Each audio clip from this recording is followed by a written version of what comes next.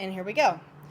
So, I've actually got a couple things on here, but let's start here and let's turn off these guys.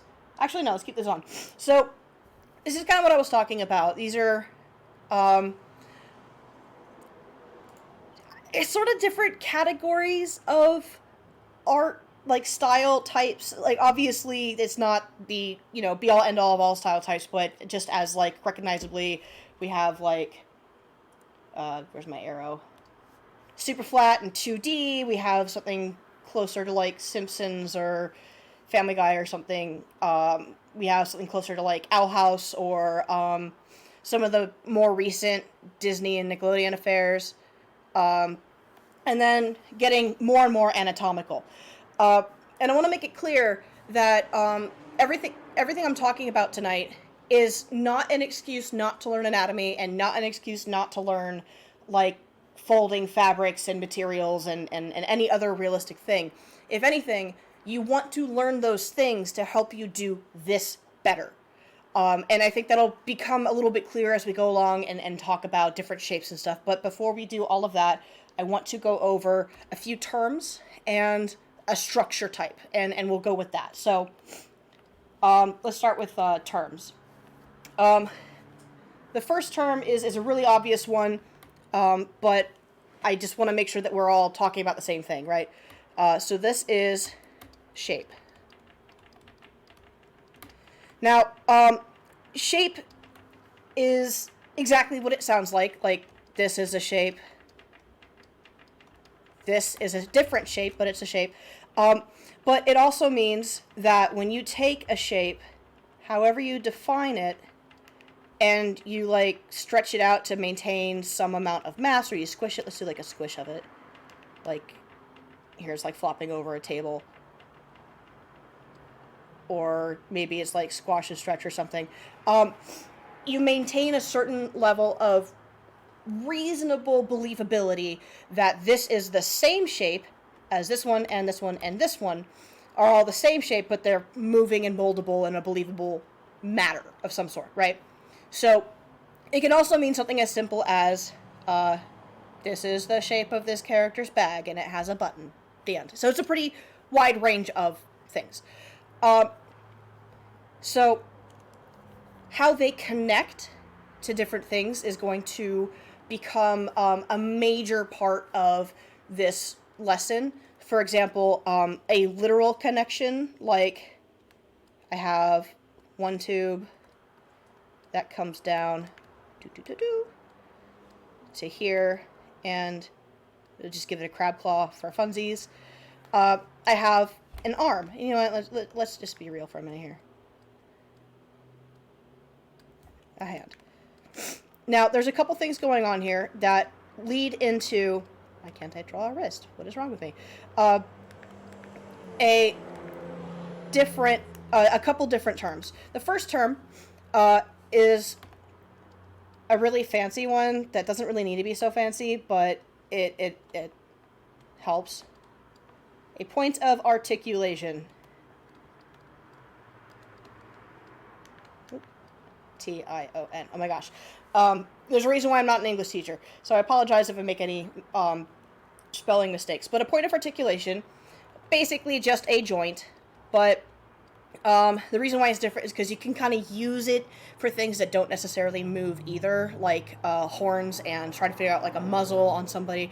We'll get into that a little bit more in a minute.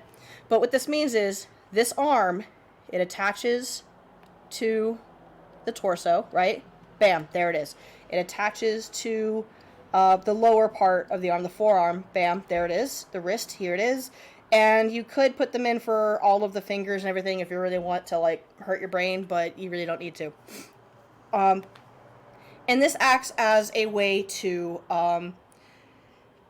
simplify these forms enough to where you can put them in a three-dimensional space a little bit more. So it goes from being like, I can guess that this kind of comes out this way because I study arms a lot, and so this is maybe where the hand would go if it's coming towards us. And boop, boop, boop, hand.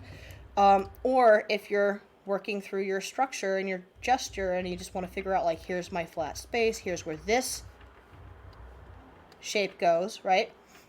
And I know what my hand here with its fingers doing stuff, and now I know where I want to kind of put it. And it makes it easier to sort of figure out, Google Drive's not a bad idea. Sorry about that. An easier way to sort of figure out how it's going to come towards you, because you're thinking about this flat edge here. And it is flat, and I want to make that clear. A point of articulation is not a ball joint. It is not like I have a mannequin and a shoulder and a shoulder. In fact, I highly encourage you to avoid those for the most part. It can really easily cause you to overthink it. Personally, I think it kills the flow. There's a lot of opinion here on that, so if it works for you, great, but I don't encourage it. I guess for like buff arms, it looks pretty cool. So what I mean by flat is like this is a tube. This is a flat side here. I'm turning it towards us so we can see this edge. Maybe not that far out. And the flat side underneath, right? So if I were to spin this around, we'd have both articulated points facing us, and it's just somebody chopped off 2 parts of a sausage. Or you pop the arm off of a Barbie doll, and you can see that plane, right? And these are going to be major landmarks within your figure. And the other thing that's happening here, and this is just sort of an additional technique more than it's a core fundamental, though I do think that it's close enough to that it would be. So that would be what's called straights versus curves, right? So you've got a side that's more curved than another. And this doesn't just mean only the whole arm, but it's also the same with just this piece, right? I have one side that is more curved than the other. It does not mean that one is completely straight and one is really curvy, though if that works for your style, that's what you're going for, then that's what it is. But it has a lot more leeway. Like, think about like a pillow that's like coming down here. So you have your straight and you have your curve. And the more like you look at other artworks, you'll see this everywhere. Like, it's even in, say, Renaissance paintings or something. You go over and there's like a character and he's doing like, oh, I'm so spooky, and he's curving his like whatever. I'm thinking like that one devil painting where he's like crying over his arm or whatever, and his whole body is pushed like that because it's doing this. It's just more complicated because there's a lot more detail in the form because it's highly anatomical. But simplified, it's this. And what each of these is doing is tapering. So we have point of articulation. Let me clean this up a little bit here. So shape, point of articulation. What did I say? Straight versus curve.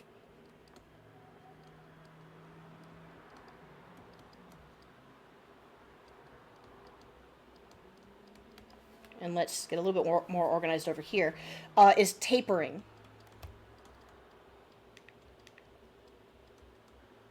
And this as well can define an entire portion or just a part of a portion. So here in this arm, I have this part here that tapers. It goes from thick to thin.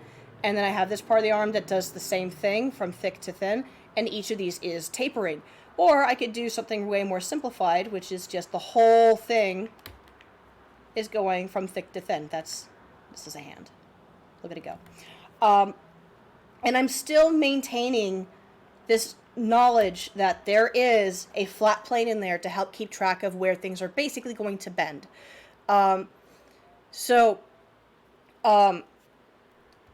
Just to answer a quick question within the chat here, I do not currently know where the link is going to be posted for this recording, but I will make sure to let you guys know when I do and where it will be. But I need to make sure I maintain an understanding of where these are so that, again, I can move it through space without having to worry about, like, okay, but how taper in foreshortening or in motion or whatever. I also want to make it clear that these articulated points are not hard set, which means that, like, if I bend this arm here, that's the same as if I were to do this. If the style of the comic or show or character or whatever maintains a little bit more of a rubber hose, rubbery thing, I'm still just, this is kind of like the apex of that curve and where this is going to bend in, but it's just to keep track.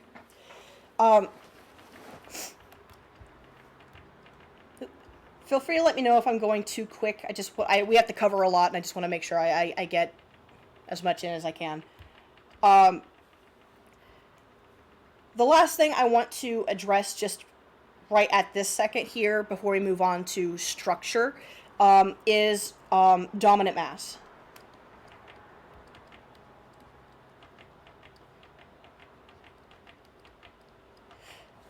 Also, just to be fair too, some of these terms are things that I've picked up in my learning and aren't necessarily like every artist knows the term dominant mass, like they didn't bring it up in school or their teacher didn't say it. It's just basically I have a character and their head is really big.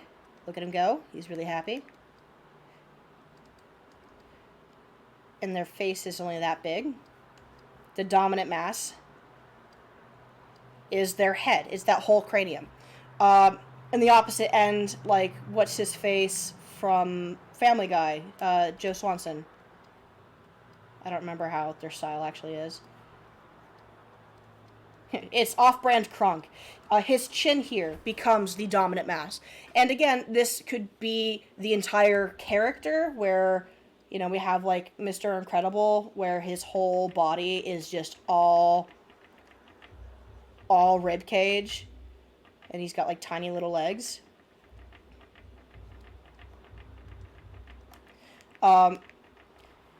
Or, you know, Squidward, where it's just his head is massive, but he actually balances out because his dominant mass of his torso is his kind of stomach butt area, right? So this could be only singular parts or the entire figure. It just depends on what part you're working on in the moment that you are applying this idea, this technique. Okay? So,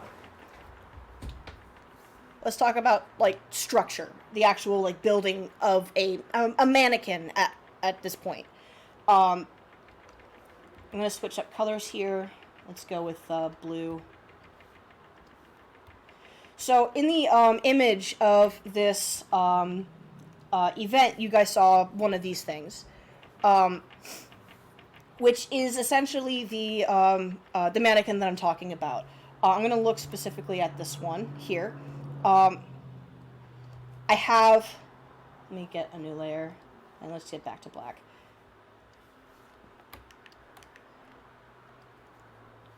Too big. Oh, that's why. Okay. So here, coming around the whole figure here, I have my center line. And then my eye line.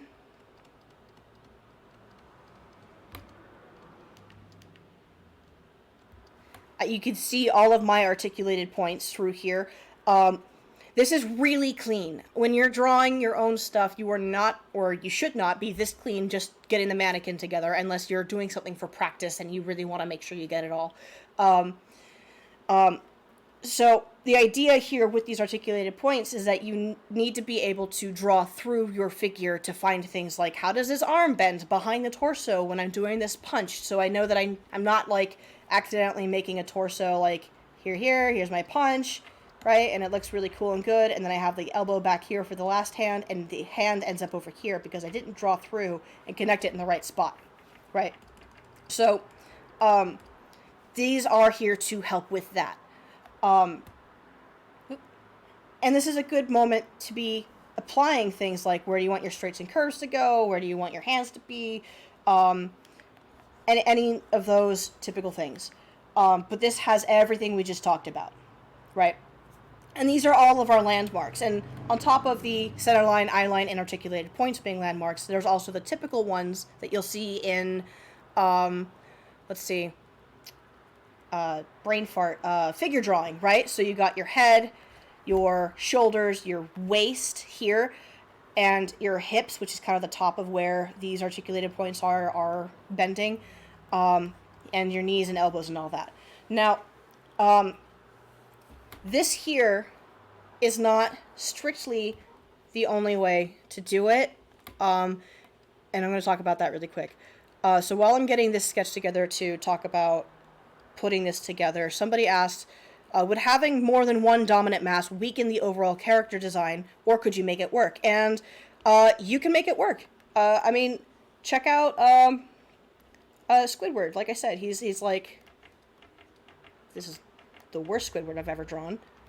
You know, his whole head is the most dominant, and then his torso, he's got his butt. Now, here's the thing, is that this is working in small, medium, large, so large, medium, small, and then you come back down to the legs, and they're only a little bit bigger than the medium, right?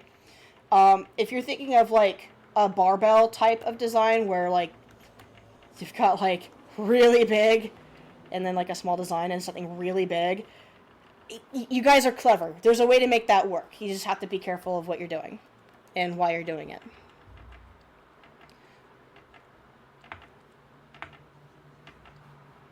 So here I'm just sort of bringing together a typical figure. I'm not even going to worry about the hands at this stage. And I know I want the torso to end here.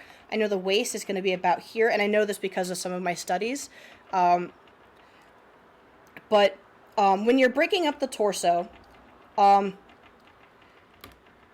the same thing with, like, really any of these breakdowns that I talk about, you can use as many shapes as you want. However, I really want to emphasize the fewer you use, generally the easier time you're going to have, because you're simplifying everything down. Like, I don't want to see anybody who's putting together a muscular character with this technique and going in, like, the deltoid connects to the bicep and comes in for the tricep, and oh gosh, all these veins, where do they go? Why are they here? It's way simpler than that. It's thick boy here, maybe tube here, and taper if you want, right? So the same with, like, the torso, what I was getting into here. You could divide this up into 3 spaces if you think keeping track of the midsection like this is more helpful for your design, the character, specifically just the pose, things like that. However, because these articulated points primarily act as this is where the thing bends or twists, it's probably better to consider it as this is where the thing bends or twists. So the torso ends up sometimes being shaped a little bit like this, and that's if it's at a quarter turn, right? So full forward mushroom shape, and then granny panty shape for the pelvis, right? Typically, legs you can just tube. Again, a lot of this is going to change based off of, like, whatever style of character you're doing. So, for example, if you want to have a character where the whole leg kind of bell bottoms out, then it can help just to draw that in first and then start to place in, like, okay, so thing bends here, right? And that's fine. Whatever helps you keep the flow of your drawing. But you should be keeping track of this, because then you may end up with, like, a character who's, like, putting their leg out, and you're like, oh, wow, that thigh is crazy long. What happened?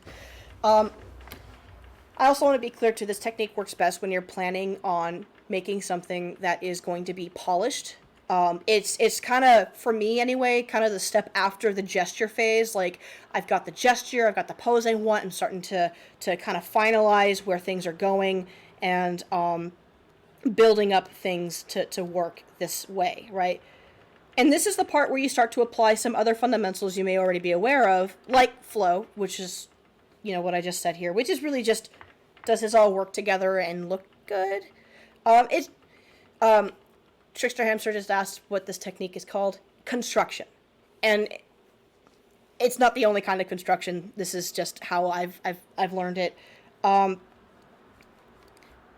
it's just finding things that fit together to find the rhythm. And that was the term I wanted to get into next. So the rhythm of this character, for example, if I've got a bit of a segment in the torso and I have no segment in the legs, that gives me leeway to kind of go back and forth between, you know, obvious segments or tapering. So I could just taper the arms And maybe I have a little bit of like a Mega Man thing going on. So, fist, I swear. And this could look really good, and then when I get into the face, I'll probably end up with something a little bit more segmented because I'm keeping up with this pattern to keep up with my rhythm. Just move my water, it's shaking on my table.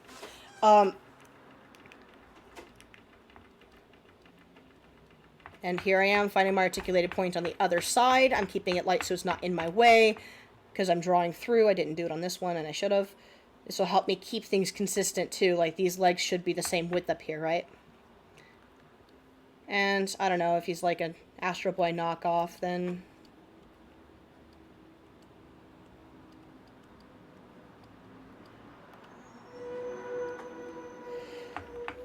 and you see, as I'm doing this, I'm also trying to keep track of things like where does this go all the way through? How does it curve? Because these are working on a three-dimensional character, I want these to curve around the form. If I know my form is going to be kind of rectangular, I would want to use a rectangle. Here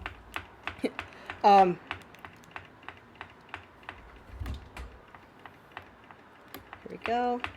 And even here, let's stop with the memes and actually like build this guy. Flipping is awesome. Please always flip your work if you can. Keep in mind too with flipping, just off to the side here really quick.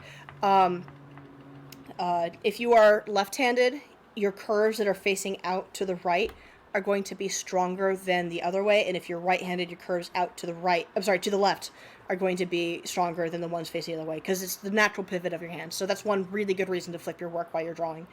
So I'm building up the shape of the head the way that I want to have it. I'm noticing that it's far to the side here. Luckily it's digital, so I can just scoot it over.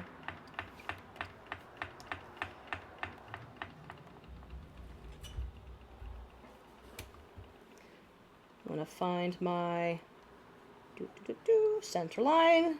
This will work for here.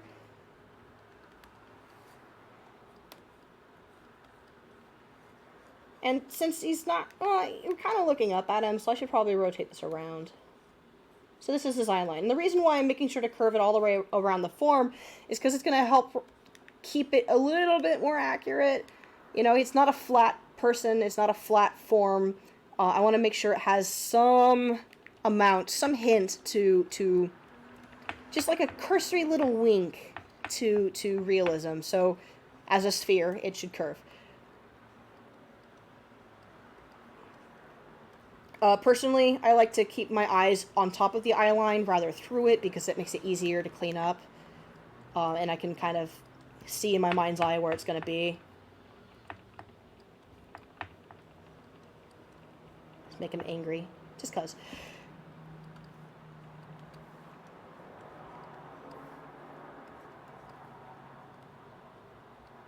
He is normal man, the most normal of men.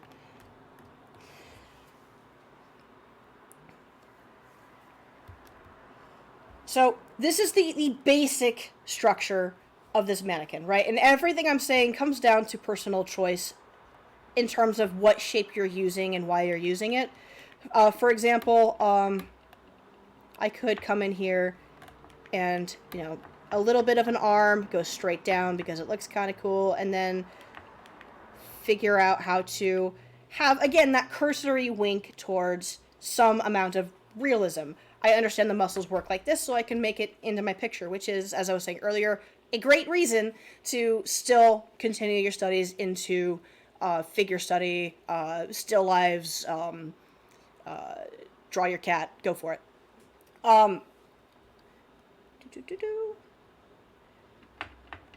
So that's kind of it. Now, on its basic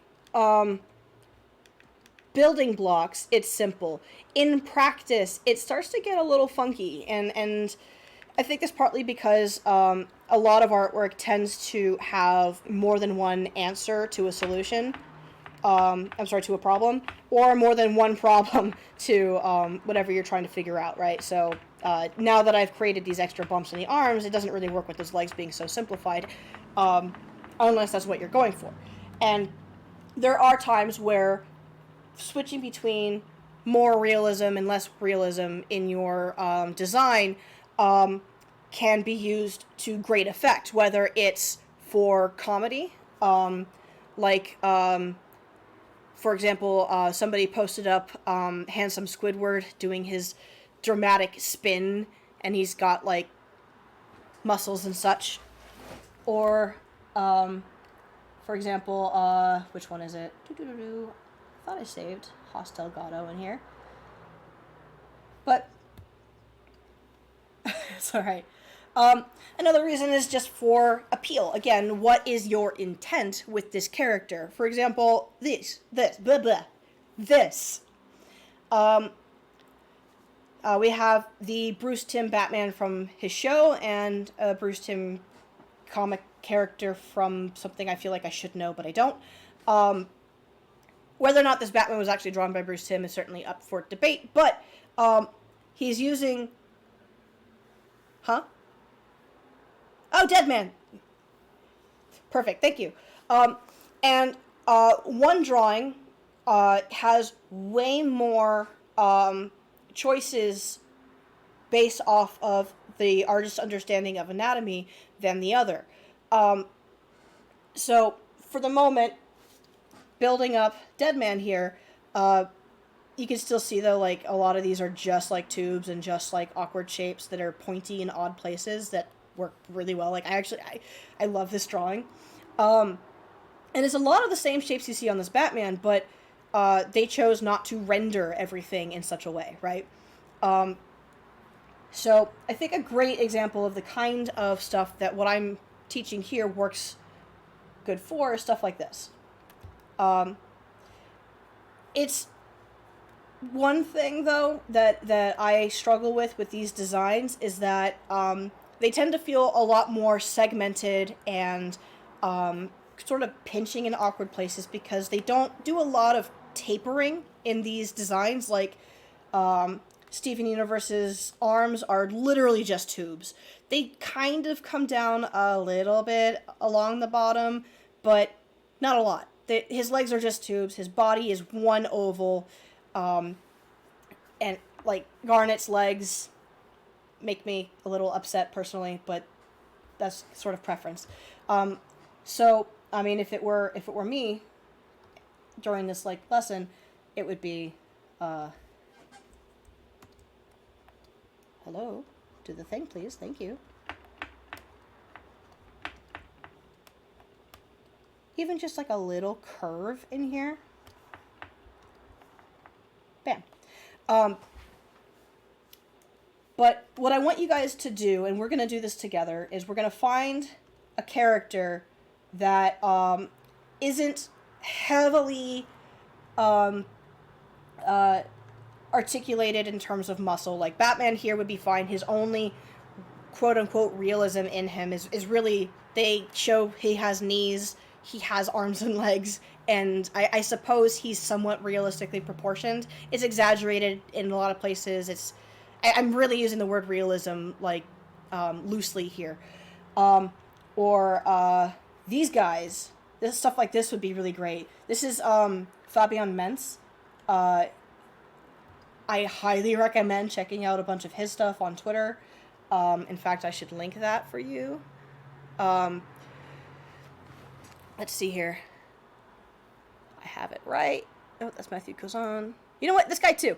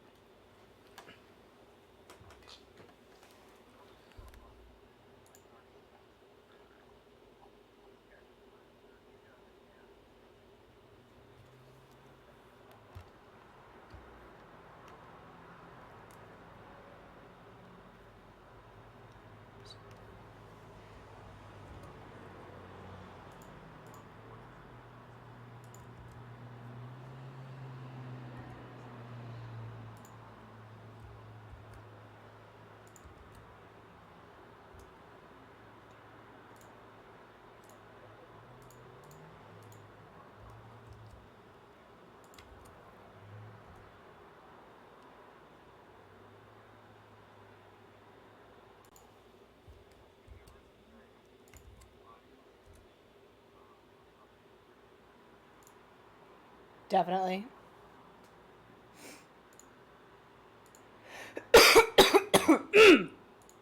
Sorry, I had to mute myself for a second. I had to cough. Um, so, um, a lot of the characters I'm showing here are kind of generally at the same level of detail in terms of, or complexity, sophistication in terms of like their shapes and stuff within the same range.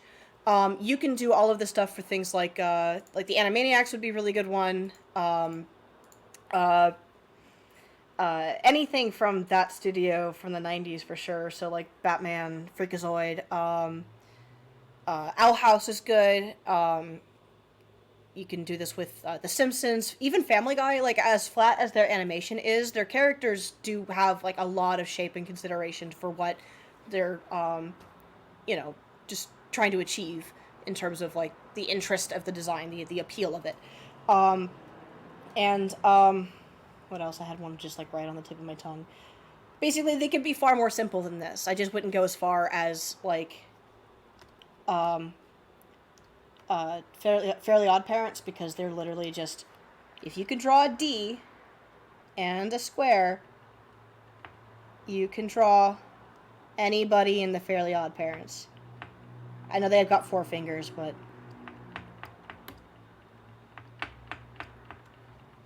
I did it. There he is. And if you can do what I'm talking about, it's a very easy, well, not very easy, it's an easier segue into things closer to realism in terms of, again, like choice and detail and sophistication, like He-Man or Thundercats or the Castlevania show. Most anime kind of falls between where I'm talking about and like just straight up drawing a muscled crazy man. So I'm gonna pick this kind of zombie dude here to break down. Oop. Go away, Batman. I'm tired of your face. I'm gonna scoot this in low, and here's what we're going to start with. So, um, do do do do. I'm gonna pick a character in action. So here, this one, because I want to show you how this would look on somebody who's not just standing. But this breakdown not only works obviously for people who are standing, but if you're still unsure about how to approach this or getting accustomed to thinking about these forms, it's way more simple to not just like throw yourself in through here. Now, because my structure here is the mannequin of the body, as you are doing this, until you have your mannequin in place, you're going to ignore the clothing. And sometimes that might be a little difficult because maybe it's a character like Aladdin where he's got those big poofy pants, and so you have to just sort of figure out his legs. So it's probably just best for you to just figure out his legs. The typical thing is that characters tend to have the same sets of shapes for their legs as their arms. That's not always true. It's actually often untrue, but it's a safe way to start it. It's a safe way to do your design. And you can always adjust it after the fact if you think like, oh, this just doesn't work. And that gives you a problem to solve. And the problem is what works with this flow, this rhythm, this general full figure appeal. Oh, gosh, the Amphibia. Somebody posted up an image from that. That's another really good one to work with. Sorry, I just saw it. My like brain was like, yes. Tuna just posted up a rotation of a character. That's an excellent idea to use for this. It's very, very simple. Speaking of rotations, by the way, this is what I'm prepping you guys for with this idea.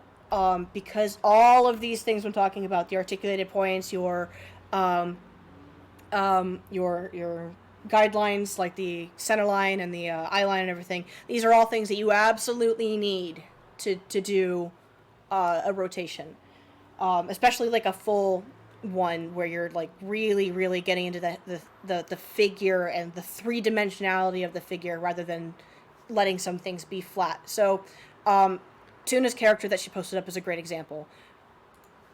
So let's do this together. I'm gonna do this guy. And oh, let me just.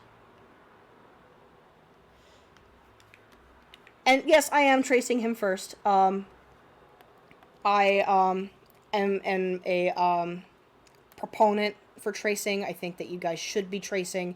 You are studying. You want to figure out how these guys function and what the artist is thinking. It's okay to trace. When it's not okay,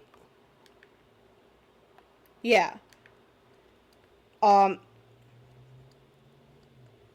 So here I'm finding like,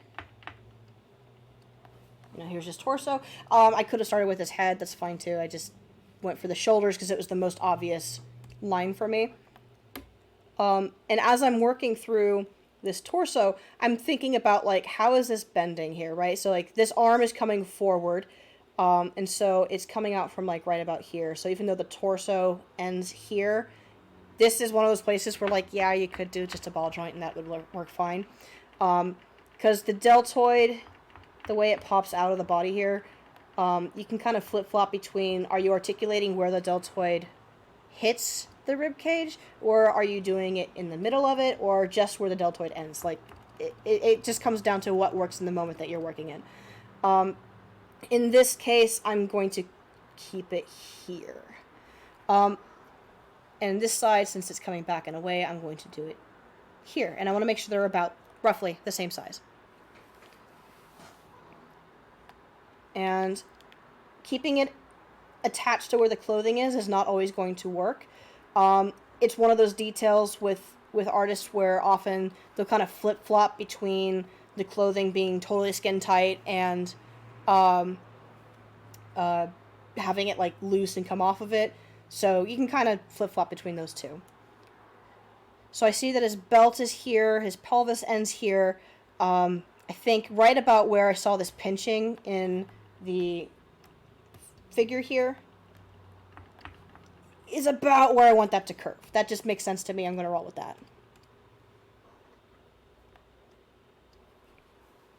Now, I can bring this up. Oh, I am on the wrong layer. Let's try that again. There we go. This seems to me like the legs will rest kind of low on the pelvis here. I'm getting this impression because of how kind of small this curve in here for the butt is, and how shallow the pinching of the crotch in the pants is. So that just seems to make sense to me, and I'm going to roll with that too. I'm not seeing a whole lot of articulation in the shapes for the arms or the legs, and so I think it's fairly safe to say that if I really wanted to, I could just taper the whole thing. One landmark I sometimes flip between, so I apologize, I did it without thinking, is the kneecap. If you're not thinking about this, it's not totally necessary, so let's just keep this on point. So this looks like it could work if I kept it like the leg, like a real one. Especially with how this pant is curving, that actually makes a little bit more sense than just tapering it, now that I'm looking at it. And here I want to make sure I'm drawing through. These legs are roughly the same. I'm not using a pen with a lot of opacity difference here, so I want to make sure everything I'm doing is kind of clear. You know what, I think I am going to lower this a little bit so it's not so in the way. There we go. So this makes sense. The pants are kind of hanging off of it. I think maybe up here, because the back of this here matches with that. Okay. So head. It looks like it's just a pretty basic structure for a skeleton. So I think the top of his head is going to look just round.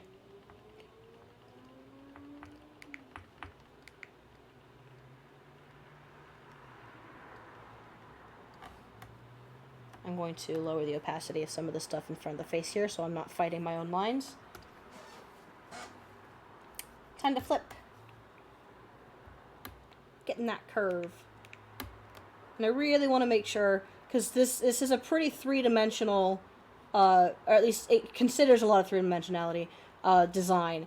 And so, and I can tell this just because of, like, you know, the curves in here, the way he's going back into the distance. He's got a lot of form to him. The way that the straps on his police cap are perfectly going down his face here. I think there's some thickness to them, so I think it's safe to say that his jawline's back in here.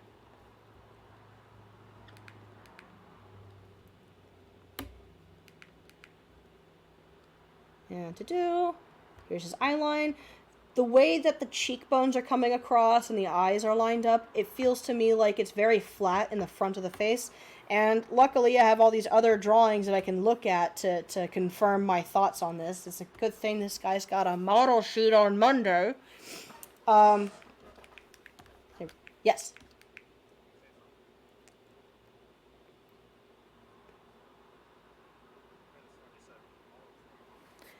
I might have. It's a possibility. Mm. So,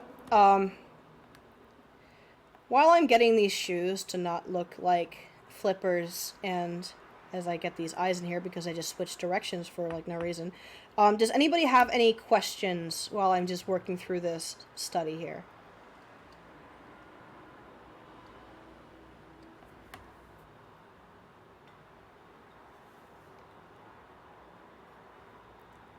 Yeah, feel free.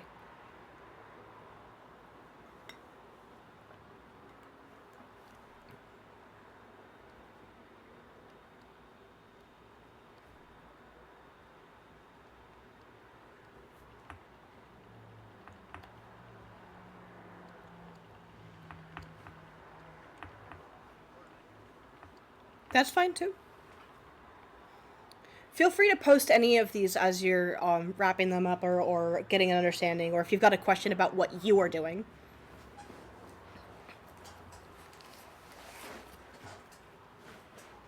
Hmm.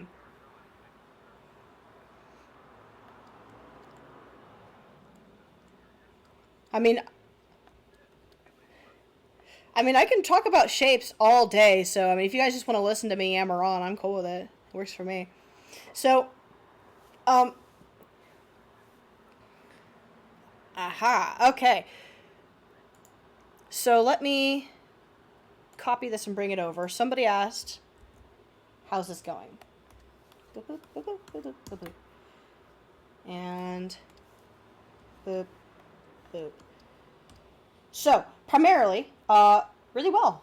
I can see that you are thinking about these shapes as they come together. I can see that you're getting your articulated points and everything. I'm wondering if maybe using a thinner brush would maybe help you, since you have a bit of a habit for going back over lines like I do. And so that could help you keep it a little bit cleaner. Or if you're going to use a thick brush, bold, simple, as few lines as possible. Which is another great way to practice, and I think one day maybe we'll do that for like a warm-up or something, but that's a little bit different. So the only things I would tell you to change on here, aside from just helping to keep your study a little cleaner, is just don't forget, where does the head connect? Like, I know it's not necessarily going to be a V shape in here, maybe it's going to be rounded, but that is an articulated point that can help you figure out the full shape of the head for a character who doesn't have a neck. And really pay attention to where you're going to curve things, where things need to flatten out. So part of the main thing with this stuff is that you really should be taking your time. Like, these studies should take you, like, a while, as you're, like, really getting into them.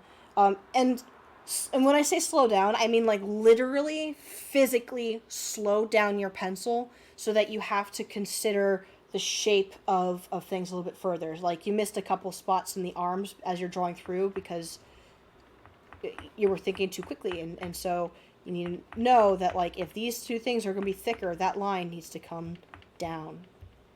Depending on the character, it might not wedge out like this, but on Pooh Bear because he's a big fluffy boy, it's going to. So let me just put my chat back up here. Boop, boop. Okay, so this is a great question. So Nova asked about, like, what if you're going to do a character like Grimm from Billy and Mandy? Specifically for this image that's been posted. Boop, boop. Oh gosh, what have I done? That was a bad idea. Hang on, let me save it. Oh, actually, better yet. I'll just print screen. We have technology. I am man. I can use tools. So Grimm is a little bit more sophisticated in his design than just this drawing, because they have to consider a lot of things on how he's animated, and he often switches back and forth from a little more 3D to a little more 2D. And so for this drawing specifically, I mean, the construction is really straightforward. You've got like, let me put something behind him so he doesn't look so like insane.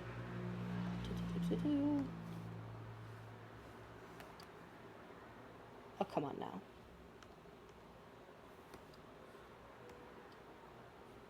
What am I doing wrong here?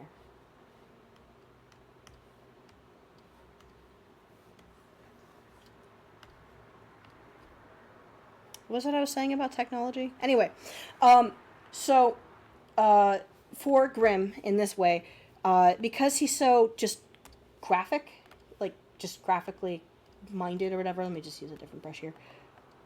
You got your shape, and maybe you're thinking about the construction of like, how does this connect before I decide to move on to this, and looking for the flow of some things.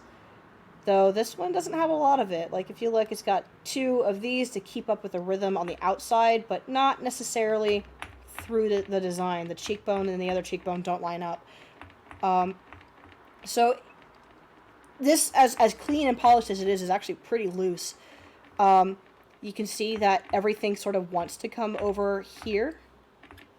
I don't have to consider his legs in this form because he's too graphic to really care about showing that he's got legs under there. Bam. Articulated point here, articulated point here. And actually, one thing that this guy's doing that I had considered bringing up for this lesson and just hadn't had a good segue into it, so thank you, is that as you do these studies, you may start to find that some artists and some shows will kind of trick you a little bit.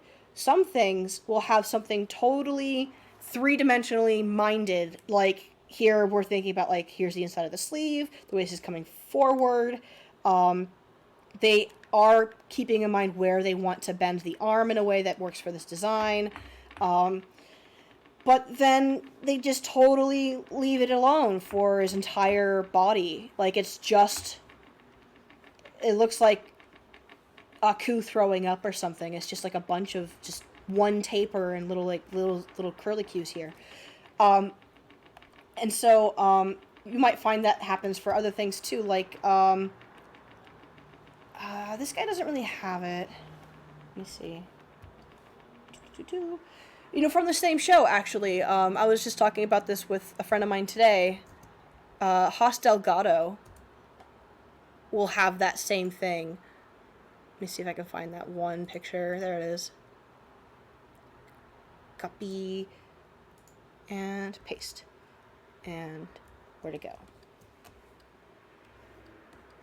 So, he's got all this, like, thought and form in his torso, and they're bringing in a lot of like inspiration from anatomy. So we've got like, here's where the pecs crease, here's where his lats come in, here's his diaphragm, here's that center line that shows that he's got like muscles underneath his shirt and whatever. His whole face has like so much wrinkling and expression and everything. And then he's just got like dumpy dum-dum legs.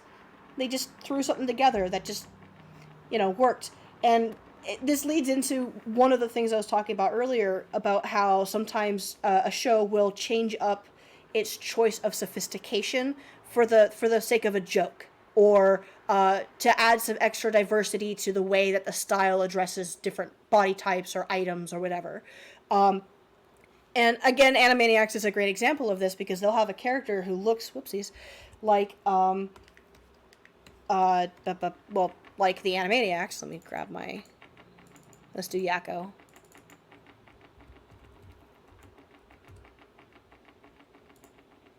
Let's do the recent one.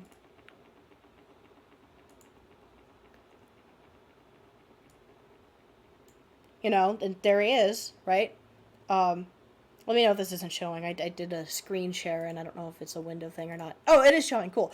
But then you look at Animaniacs. What's his face from the Olympics episode? Like, look at this dude. Does not look like he belongs in the same show, but they completely make it work because of the level of exaggeration and goofiness of his physique, right? So, I love this character. He's so insane. You can get away with a lot of changes like this, and what keeps the style consistent isn't necessarily the designs themselves so much as how they address the rendering of the shapes, right? They all have the same line weight, the color choices are all very similar, they exaggerate some of the same things when and where they can. Like, look at how stupid tiny her feet are, right? And while the characters look like they're coming from different shows, for this one, that is the point, but even still. You can see this with other things, like One Piece, I think, is a great example of that, too, where a bunch of the characters are just way different levels of sophistication in the characters, right?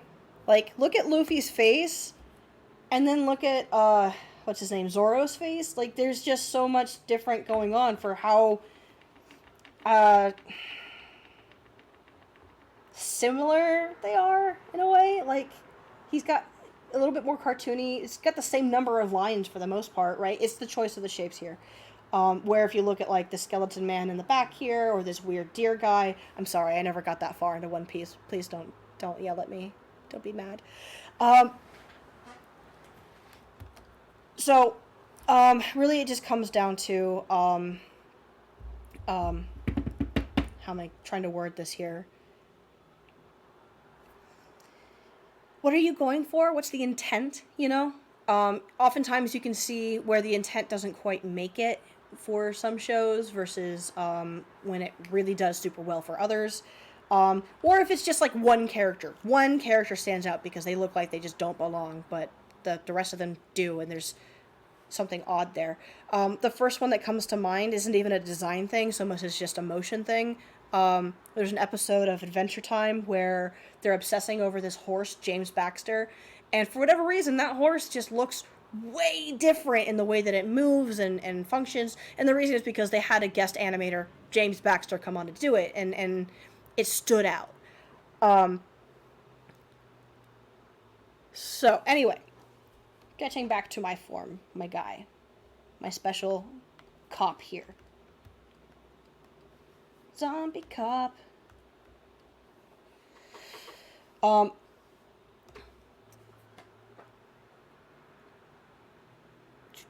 Sorry, somebody had a question. How is this study for the really ugly rat from Animaniacs? For doing it really quick, very good. If you are... Let me open it and bring it into the video. If you are going to do something really quick like this, I know that it gets really messy through this middle section just because there's so many things that are overlapping. But don't be afraid to erase even just a little bit if it means that you can fit the arms full shape in there. But while you're still getting accustomed to doing this, as you get more comfortable with drawing and more comfortable with design and your own style, or even just this technique as a whole, it'll be easier to take shortcuts and ignore certain things because it's in your brain and second nature already. But please, center lines when and where you can. Sometimes you'll have to move them around the form a little bit. I like that you separated the jowls here to get that, because they do kind of move on their own, right? Sometimes you can just sum up the shoulders with one... Let me get a little darker here. One little swoop here, but that's fine. And part of doing this too is also to try to find where things flow together. And so you may end up finding yourself wanting to do a second layer where you go over it one more time like this, and you're thinking like, okay, so this overlaps like this, and these connect in a smooth way and not in a rigid way, but over here it's kind of rigid and I want to get that. I never actually noticed how much his arms taper now. Like, I think in the older show, it wasn't so much of a thing. Wow, those fingers are bad. Why did I do that? Let's try that again. Your fingers are better. But like, look at this hand. Like, there's a little bit of a swoop there because the back of the hand is being raised or lowered in this case, up, down, whatever, because the finger coming through here. I'm giving massive claws because I can. But that is another thing I forgot to go over. Is overlapping shapes. Like, I know I was talking about drawing through and everything, but sometimes it's just there's an ear back here, right?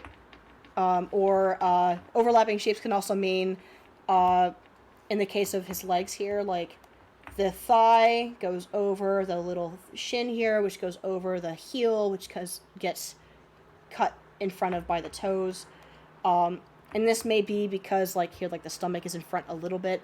You need to get some of the flow of that going, these little overlaps. And you'll see this in figure studies a lot, too. Like, you'll be doing an arm, and this needs to come out this way, but the way it overlaps here at the elbow, I need to make sure I get that little piece before I come in for whatever. So little tidbits like that can go a long way, too. Where's my eraser? There it is. Get out of here, arm. Nobody likes you. But that looks awesome. Let me get rid of that too. How do you break down a character that doesn't have a model sheet? Also, how do you break down a character drawing traditionally? Somebody answered part of that for me, which is tracing paper or baking paper, or if you go to a sandwich shop and they give you that paper that wraps around it, you can totally just get it. As long as it's not like super dirty and greasy and gross. And honestly, like, I chose this zombie dude because I like his design. I didn't choose him because he has a model sheet. It just happened that way. I just really love Fabian Menz.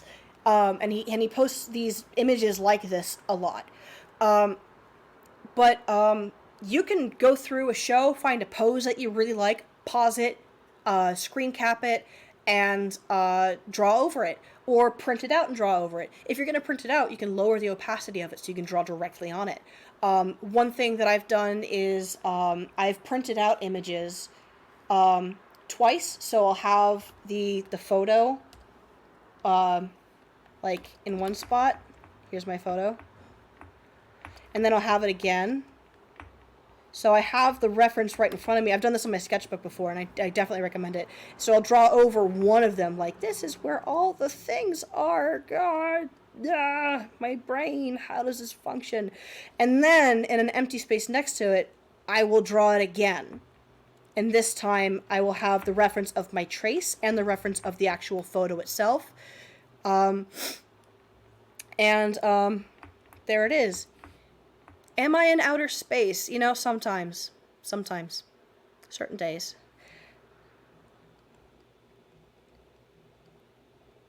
But sometimes it's just because I'm far out and groovy, yo. And there's my little dude. So I highly recommend doing stuff like that whenever you just want to do a study. And let's just say it's a study because you like the style of a show and you want to start picking up tidbits of what this person's doing. Do that. Absolutely do that. It doesn't even have to be a whole body. Maybe you just like the face, right? Or the hands. Oh, man. You could do this with Milk Call hands. Like, you just grab this photo of his weird knuckled person's fingies that I definitely are drawing really well and am not just making up on the spot like some kind of weird gremlin.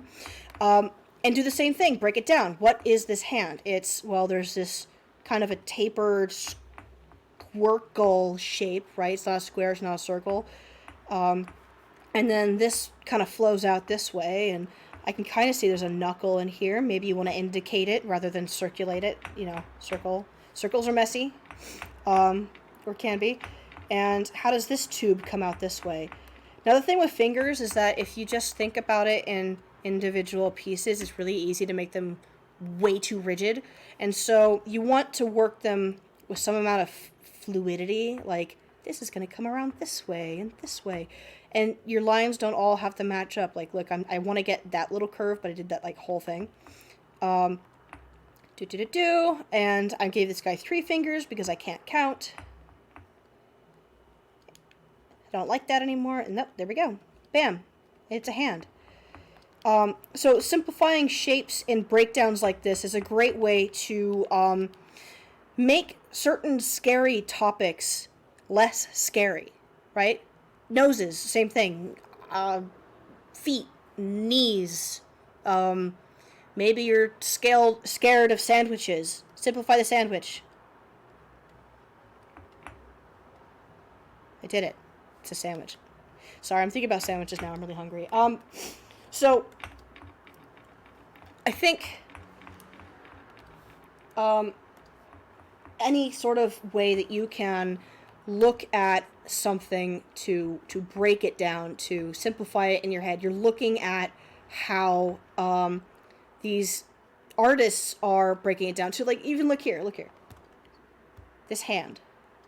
I could just do the whole, like, cube that the fist is doing, and that would be just fine to break it down in a simple way. But this guy gave me a hint. You can see that line right there. That's what he was thinking about. This comes here. I could probably just connect this however. This is here. That's there for a reason. So this is definitely right here. This is all just the palm and back of the hand, right? And so I can make sure that the thumb comes around and does its thing, and it has this little overlap. And this dude only has 3 fingers, so I only need 3 knuckles.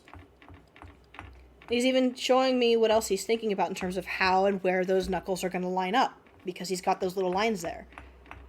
Thank you, Fabian Mintz, for being a bro and showing me these things. And even here, too. Oh no! He has 4 fingers. Not 3. Uh-oh. Fabian Mintz, you... Yeah, that's exactly it. Fabian Mintz is still a bro, and he did not leave me hanging. Now, here's one thing that definitely I've just noticed that is me looking at this and trying to break this down in a way that makes sense. This doesn't make sense. Why won't that go away? Okay.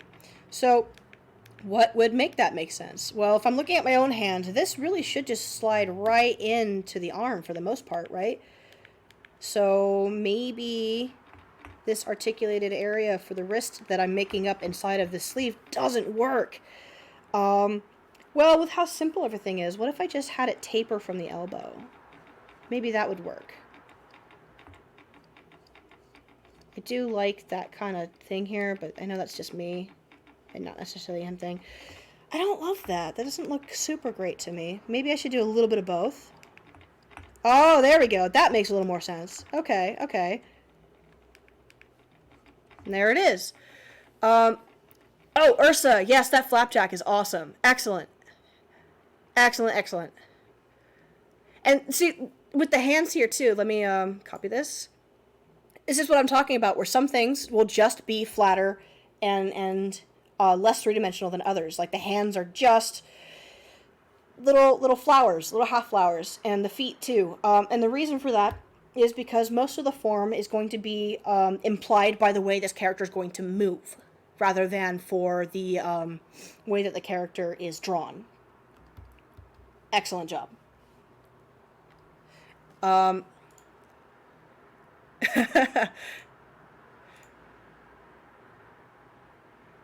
Camilo, I'm sorry, I'm gonna mess up saying Aganima? Aganima, I did it. Okay. Another excellent thing, I know exactly which image you were working with, and I can see you're taking your time a bit with it. You're thinking about all the right stuff. I even see here, excellent. You wanted to break down this in here into something a little bit more readable or understandable. So not only did you get that half part through here, but also like, hey, where's that landmark for his pecs? Which, funnily enough, I don't know if you noticed, but I'm willing to bet that you did, line up with the bottom of the articulated points with his shoulders there. That's some of that, like, little bit of that flow I'm talking about. I guess, technically, sort of like the Raleigh method, I guess? Question mark? Nice belly button. And here you've got that flow coming in this way. This is looking great. So keep going. Don't forget his face. It's very important.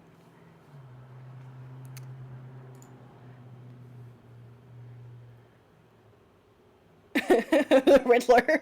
I'm sorry, my bad. Let me get the Did you guys hear that the new Batman movie is going to be 3 hours long? Am I wrong? All right.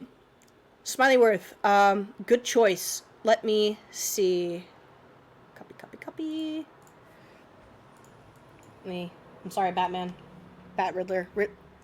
Biddler. Goodbye, Biddler. All right. So yes, excellent.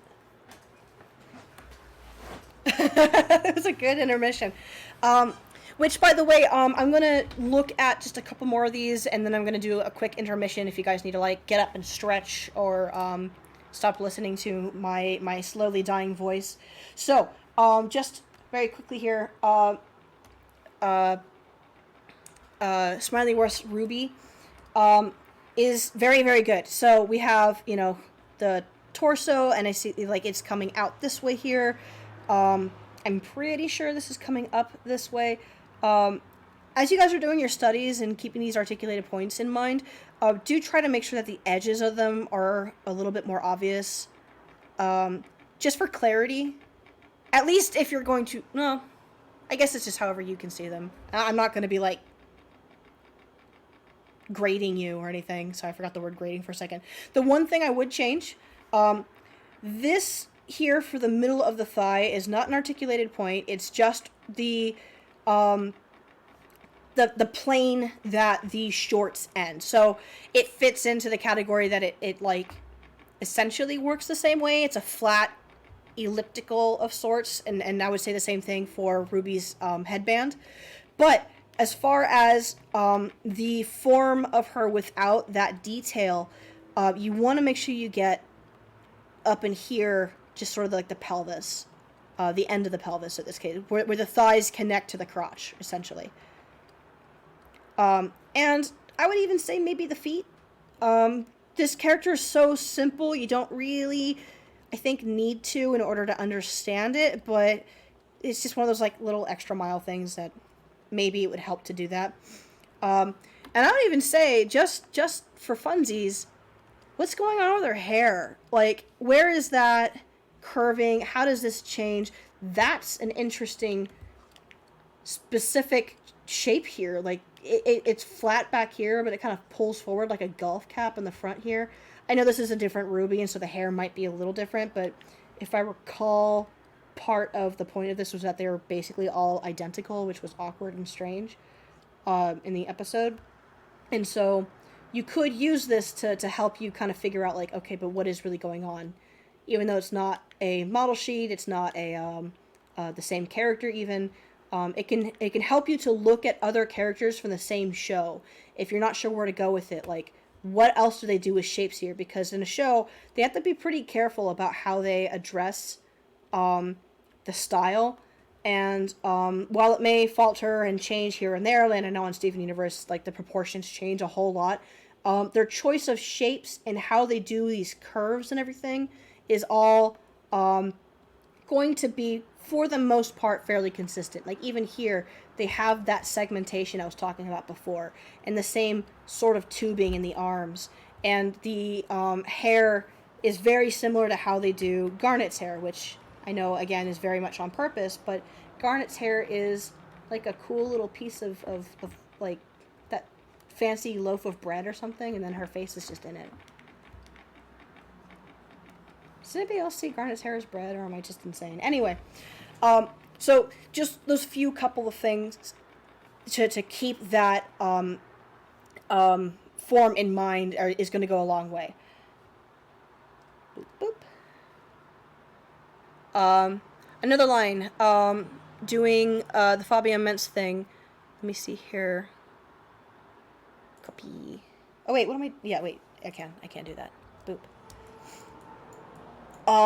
It's kind of cool seeing how everything attaches. Yes, I agree. So, and even in here too, like, you can see excellent job with like drawing through and trying to figure out like where those legs are. You're choosing your shapes based off of how you see these arms here, which is just tubes. This is great. Again, my main thing is that I think you ought to slow down a bit and like really think about how these are coming in. But like for quick strokes, like some of these are really dead on. Excellent. Whoop, whoop, whoop. And even in here, now here's a weird thing about this character is because they have where'd it go? Where'd it go? I know I saved it. Where'd it go? It's around here somewhere. Where's my guy? There he is. His body is just like one oval, right? So here's the back of it. I know it comes back here because I can see that little bit right there. So like, what would happen if he needed to like bend down or something? And there's nothing in this picture that necessarily shows me that I can like just use that the artist would have had in mind, right? But there's little hints to a way that you as an artist could reasonably make it up. The first is the pants. They come up around this way, right? So this is a landmark for like if the character is coming towards you, like bent down like this for some reason. Like here's the shoulders and here's his head and he's mad and he's punching. He's punching you. Somewhere on that, you would see that curve of where the pants, you know, are bending towards us. But the question that I'm proposing is, how would he bend as if like he's slouching, right? Well, let's think back to that pillow. There's a couple different ways. The first is an actual pillow where you add a little extra bumping and just have the apex of the curve here match up similarly to where the pants are. Like maybe the pants would get lower because the back is stretching a little bit or something, but main curve with the back and a little bit of pinching with the body. Or as you extend the arc of the back, you show some way to shrink the arc of the inside. And part of that, again, is with the pants. So while I'm not adding a punch or a pinch or anything, while it's kind of even here and kind of even here with that curve, I suddenly have a slightly sharper curve on one side, like it's pushing everything out, and a longer curve because that's where it's stretching. And then the body could come in here and like maybe he's got like, kind of looks like my grandpa a little bit. He's a really tall guy, but he's got a gut. And he's just kind of looking down, and he's going to look at a cute dog. Cat. Something. Whatever that is. So that's one way that you could do that. Anyway, I'm going to take a quick second here before I keep looking at these. And I do want to go through as many of these as I can before my voice gives out.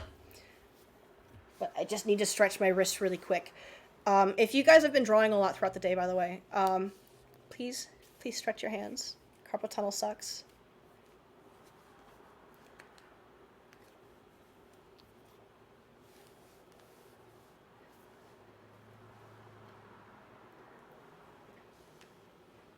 Oh, gosh. Your back, too. Ow, ow, ow. Any vocal or typing questions or comments unrelated to the drawings that you're doing, but more like your current, I guess, conversation? Like, is there anything that's not quite making sense in what I'm explaining, or if there's anything that you want a little bit more on? Oh, Smileyworth, yes, that Ruby, excellent. Oh, Ursa, thank you. What's up?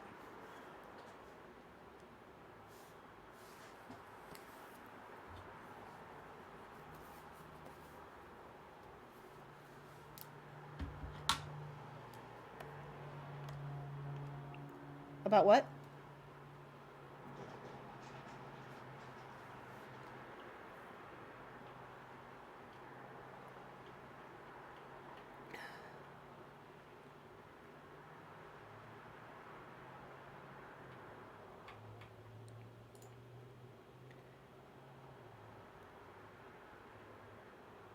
Like, no, your zombie cop is excellent. I don't have any notes for you. These look really good.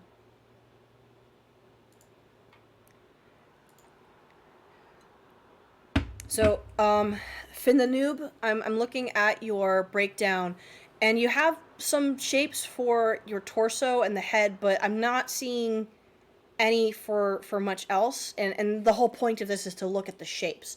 As a figure to sort of find where, like, the elbows are and the knees are, this is um, accurate. But all art is shapes, and that includes lines. But that's another thing for another day. So please, as you are doing these studies, where does this all go? You have the ability to infer and to figure out something based off the information that is both given and not given. Oh, probably the other way. There we go. And what I mean by that is, it's not directly given that his arms are going to pop out awkwardly for his deltoids, but you can definitely infer that they do based off of how far out the arms kind of appear to be from the torso. And they do appear to be very far. And same with, like, where the pelvis ends on this side here where the jacket is. The leg comes up. Here you see that it's flat on the right, so you can just infer that it'll be kind of flat here on this side, and it should go that way. Like I mentioned earlier, I'm just sort of guessing off of the way that this artist does a lot of bulging and moving shapes, that they would probably find it more interesting to have the leg and the calf, especially, a little bit more articulated for the muscle. I chose this back area out of habit. You could probably do it both ways, but there's not a lot of room on one side. And this pant leg curves in like that, so that makes sense to me because of that. That could even work here, where it's just a slight taper, a slight difference. And just because you're bulging up or out or in a muscular fashion for one shape on a limb does not mean you have to for both shapes. Like, look at my thigh. It's just a thing. It's just a, what is that? A trapezoid. I always mix up rhombuses and trapezoids. But then the leg comes out the one side. And what is that? It's nothing. It's a dumb vase. Bam. So find the shape. Always. Where'd my guy go? Where are my layers? What is my life?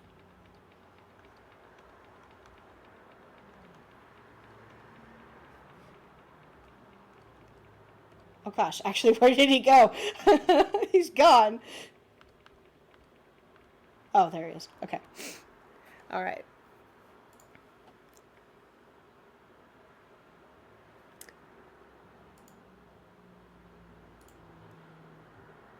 Hello.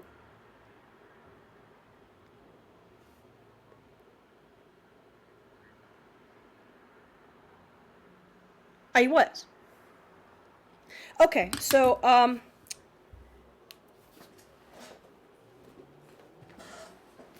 yes, you know what? I've actually got one in a book I have right now, and I will take a photo of it and show it to you. Give me half a second here. There we go.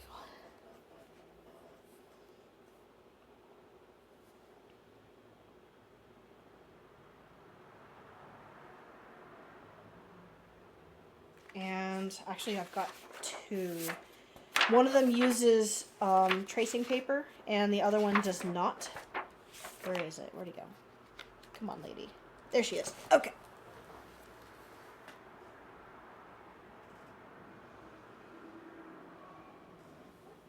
Okay. And let me just get to the correct thing here. I'm doing this with my phone, so I'm going to need to... There it is. Okay. So here's the one I did where I was able to transfer a printed image onto my sketchbook paper, and so one looks like a photograph because it technically is. And what I've done is I've got the photo of my reference that I drew over, and then in the space next to it, I recreated those shapes from that reference. And this is way more sophisticated than what we're doing here because I'm working off of something that's like modeled after a real muscular human being. And then I used what I learned from that to create a new pose with a different character, but the same everything else about it, proportions and all that. Where the next one here that I'm posting up right now, where the tape is, like that's tracing paper that I had used to go over the darker drawing on the far right there. Like that's another transfer that I had. I didn't draw that one with the lovely lines on the right side. And then the rest of it all around is me trying to reuse what I learned from that breakdown. So, traditionally speaking, you are doing the exact same thing that we're doing here. You just have to work around to having a literal physical layer. So, tracing paper is great. Vellum's pretty good. If you print it out, but you like keep it at a lower opacity so you can see your lines better than what I have on my sketchbook, you can literally draw over it. Does that make more sense? Okay, cool. Perfect, no problem. Okay.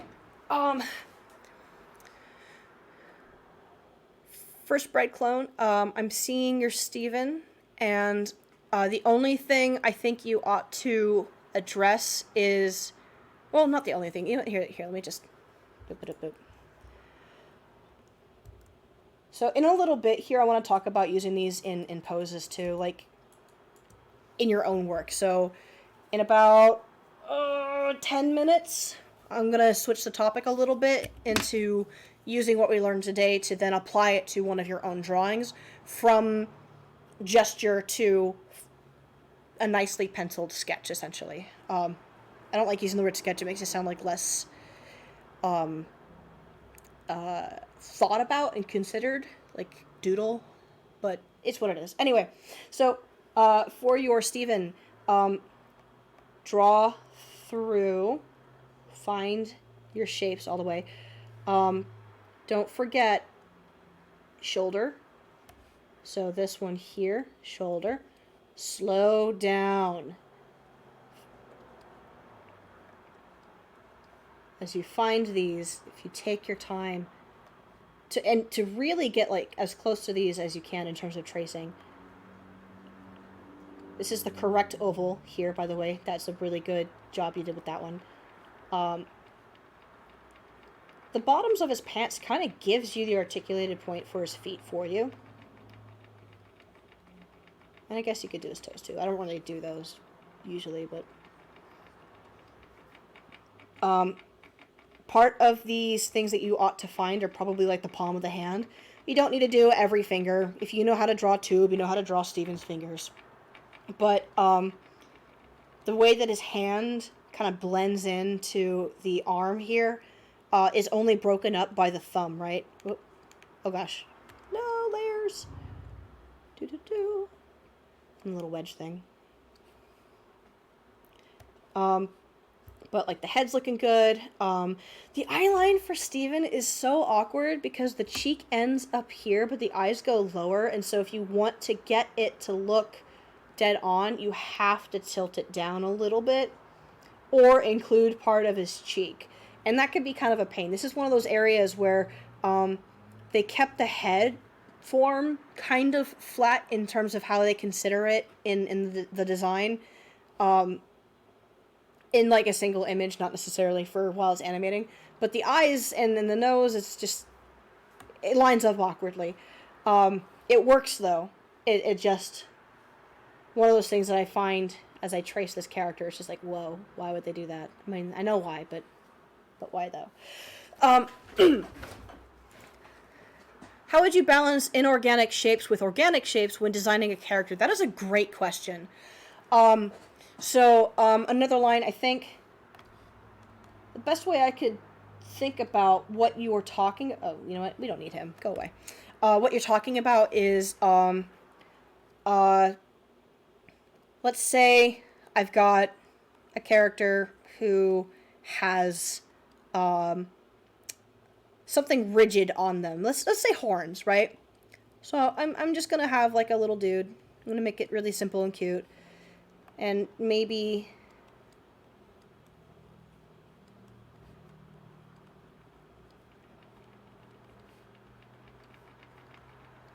You know what? Let's make him a pony. I'm already halfway there. Why not?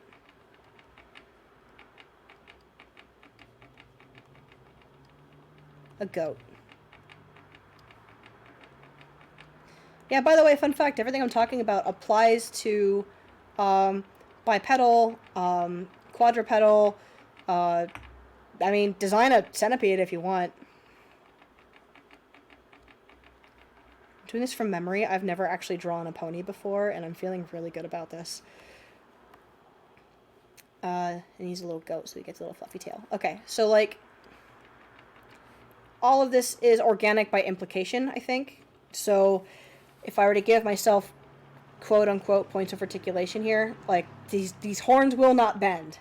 But I'm using this flat plane in the same way I would, like, where does the shoulder go kind of a thing. That's a good balance, right?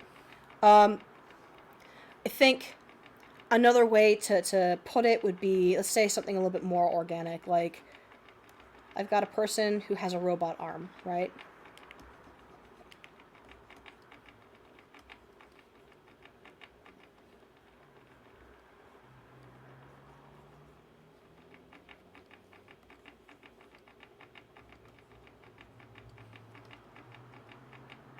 So I've got like all of my organic like curves and everything is coming together in a way that's a little bit more considered for like this is a human being who wears pants and drinks soup and I don't know, falls in love and is just a normal person. But how would I get an inorganic shape on this whole thing to look good? And let's just give him a cute face because why not? You know what? Pompadour. And a little wiggle, and cowlick, and big ears, because I can. And a tank top, because he's fancy that way.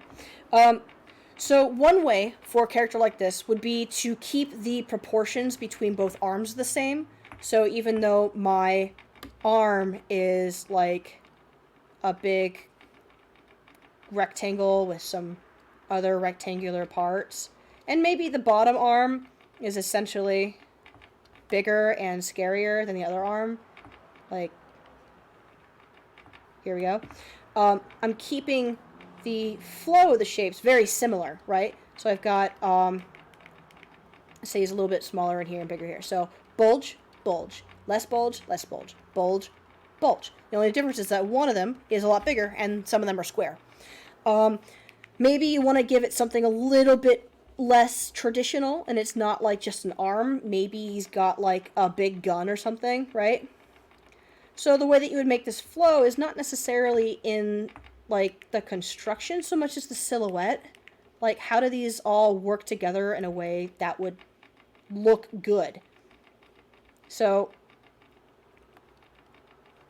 and he's just got like this big rotating gun and I don't know, tubes and stuff. He's got like a big tube that comes back here to a backpack he's got, right? He doesn't really have an elbow. Eating soup has gotten a little harder over the years, but he could do it. And even this still kind of follows the same flow as the arm in a way. It's just slightly different ratios, right? I hope that makes a little bit more sense, but there's other ways to do it. Really, I think the best way would be just to keep playing around with quick sketches and silhouettes and see what flows better. And eventually you'll find something that fits and feels comfortable. How would you balance inorganic shapes when designing a character? Or would you try to stick to one or the other? So really, mix them up. Have fun. Why not give Steven's dad, like, a cool bionic turret on his shoulder so he can hunt aliens? It'd be great.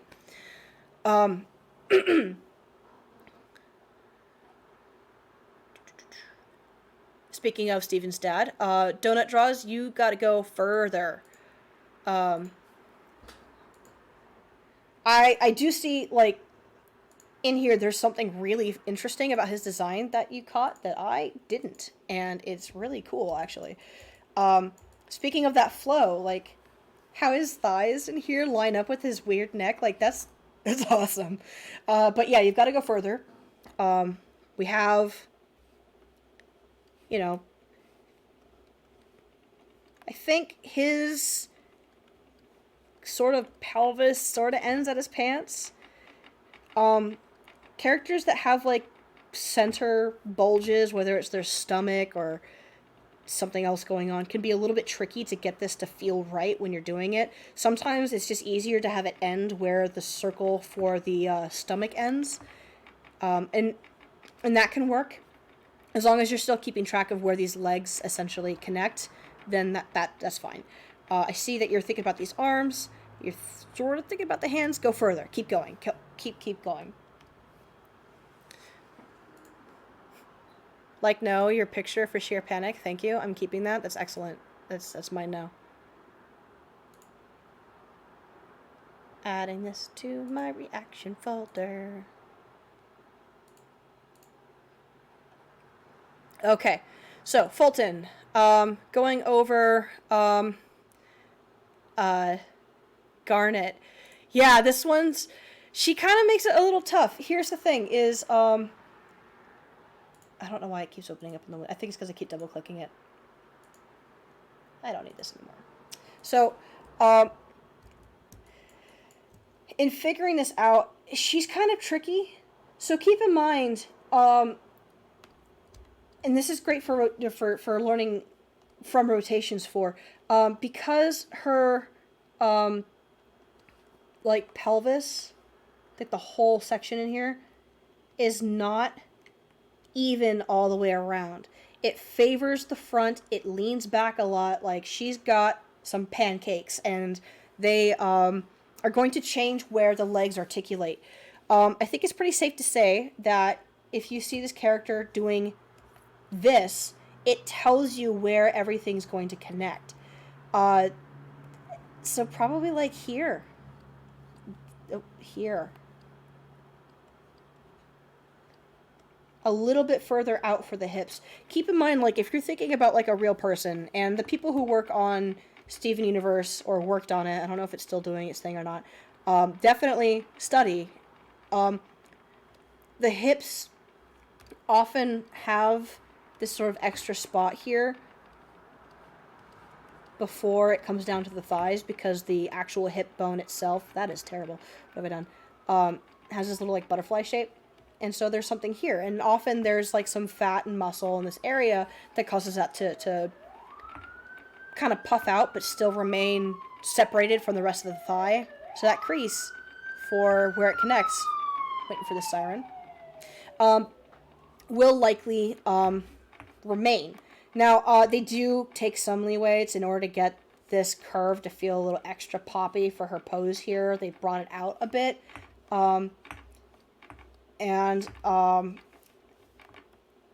It's a design choice, and I guess it works for her. Again, I struggle with her design because I love it, but her legs make me angry. Like, come on. Sit. I don't know. Anyway, I would just keep the articulated points for her hips a little wider out. It's a long way for me to say that, but that's what I mean. Now, from here, it gets a little awkward because she's got a lot more going on in the back, you can basically just widen that out. Because when you're doing the pelvis, you're kind of considering where the butt cheeks are going to go. Because the leg's going to come out from it, but that butt cheek is going to be sticking out still, depending on your design. Oh, yeah, Dipper. Okay. Ash V Arts. Is it Ash V Arts or Ash?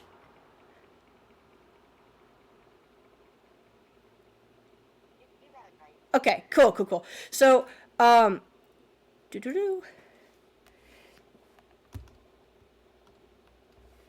so many of these. Here we go. So, yeah, anything from this show can be a little bit tricky, again, because it tends to flip back and forth between how much 2D and how much 3D it wants to maintain. But as far as, like, breaking down this character in a way that makes sense. I think you got it. The only thing that I would challenge is the full shape that you're using for the torso. I think you could probably get away with just a little bit of segmenting. So, like, maybe not there. Maybe not there. He's so awkward. I think he's kind of a tube. And, like,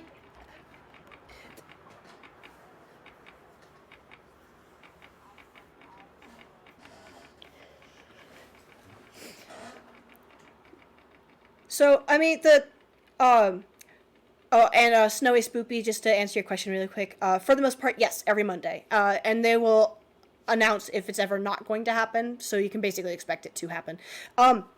So the great thing about these being for shows or comics or established series of any kind is that there's typically, depending on whether or not it's new or not, or you have access to it, because comic books can be kind of hard to like hunt down sometimes, is that you can find references within the show. So luckily for us, there is an episode where you see Dipper without his shirt on when he goes to, I think he's trying to kill like a giant bear with multiple heads or something, and he becomes like a barbarian or something for a little bit. And one of the things that shows are really sneaky about is they will often change the design even just a little bit, just to fit the purpose of what they're designing it for. So the proportions of Dipper without his vest and shirt and everything might actually be a little bit different than when he does have everything on. So, like, maybe I'm willing to bet his shoulders might be a little bit more inward, and they just kind of pop it out because they have to go past this vest thing, right? And then maybe it'll actually be a little bit more outwards. I'm really just assuming here. Once you get to his pelvis and his legs, so it balances out when they have the few moments when he's not wearing his vest and everything. And so sometimes you have to cheat just a little bit. I'm sorry.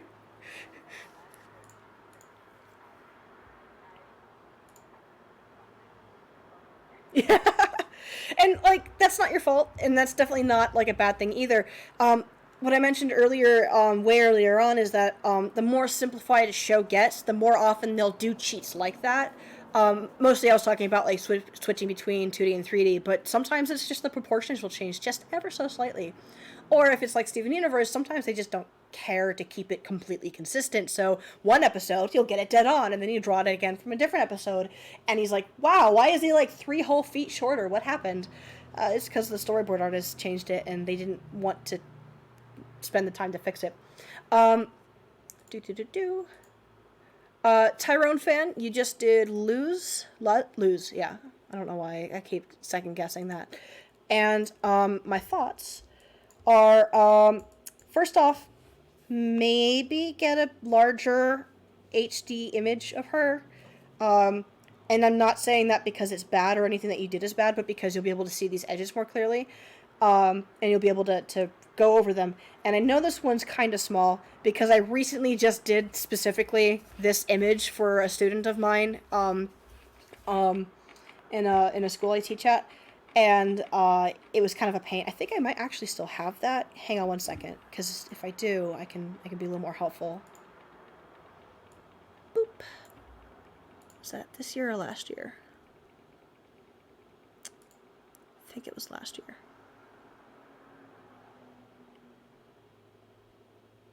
Ah, found her. Okay, perfect. Here. So, essentially, I didn't get everything on here either, honestly. I skipped her knees. Essentially, yes, you've got it, and it looks really good. Just don't do what I did, which is forget the knees, and the elbows too. You want to articulate those. I see you've got the eyeline where the bottoms of her irises are, but I think you want to keep it a little bit lower. It's going to end up being about halfway through her ears there. And that's for the full eye, not just the iris. Don't forget articulating her shoulders too. Like I said, it doesn't have to be as clean as what I have here. I was doing this for to clarify some ideas to some other teachers, so it needed to be completely readable. But 1 second, sirens. What I'm seeing here too is like you've got this figure and you're thinking about this right in here, where kind of the side of her rib cage and her pelvis like lines up, and that's excellent. That's a really good idea. I find myself doing that on occasion too, and kind of boxing in her her waist here definitely fits her design really well. So I think you're really on a great path. This looks excellent. Just keep in mind that the head does not end at the ear, and that you can basically bring it up really close to the hair in the back because her hair's so short, so it's probably more like back here. And one thing I've noticed with characters from Owl House, is that they'll have this kind of little back section before it comes down on occasion, and so the ears are a little higher than the back of the cranium, and so you'll end up with something a little bit off there in terms of proportion, but it works for what they do. It's just a small thing. If I were you, like, once you're comfortable with these guys, do these two. Those are awesome. Okay. MMNL, I think what you're showing me is essentially the same idea with a lot more thought in like realistic proportions, but it's a bit literally mannequin-y. I would not say that that means anything negative. It's just that it's further along and more shaped than what I'm talking about specifically. Like, this almost looks like one of those mannequins that you can get at, like, in like, figurine and anime shops where they, like, really articulate everything. This is, like, as a study, this is great. And I definitely think that you should keep doing these and do more of them. But when you do them for animated or simplified characters or anything, you should definitely also simplify your shapes as well. And I don't need this up anymore. She can go away. Okay.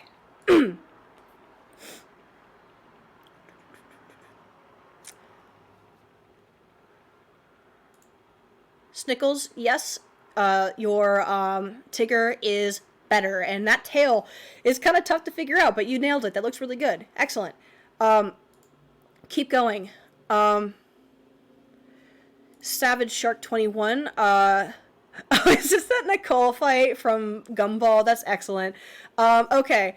All right. So, because this is so far away, it makes it a little bit awkward to do a study of, and not just because it's far away, and like a lower resolution image and far away in terms of like camera, but if I remember this shot well enough, it was loosely animated to the point where you can't really expect everything on here to be on model at all times, which is, I think, partly why you're struggling with what to do with the shirt here, where it's kind of billowing and in motion and kind of odd. And so, in terms of what you're breaking down here, I'm seeing like the arms, the articulated points, your center line's looking really good, but because of the way that this image that you're working off of is, it loses some flow because all the flow is in the animation and not in the drawing itself. So I definitely recommend finding a different image to work from and go again.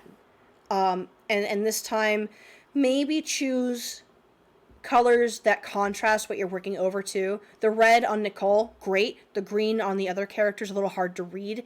And why make it harder on yourself? Okay. I'm going to... and speaking of making it harder on yourself, here's Nicole normally, right? For her head, you can literally just do a circle and then find where the cheek pops out. It looks like her cheeks line up basically at the bottom of the circle. It comes out a little square. I would just find the full thing. You can even come across here to help you find it more if you need to. And then find your eyeline and everything else. So that way you're not trying to figure out where do the cheeks billow like a little hamster. but your breakdown of like her torso, her skirt, her legs, everything here, it's like you got it. It looks good.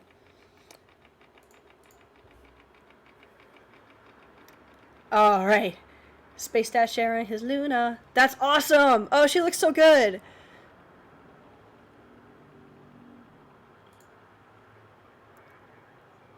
Mm-hmm. Mm-hmm.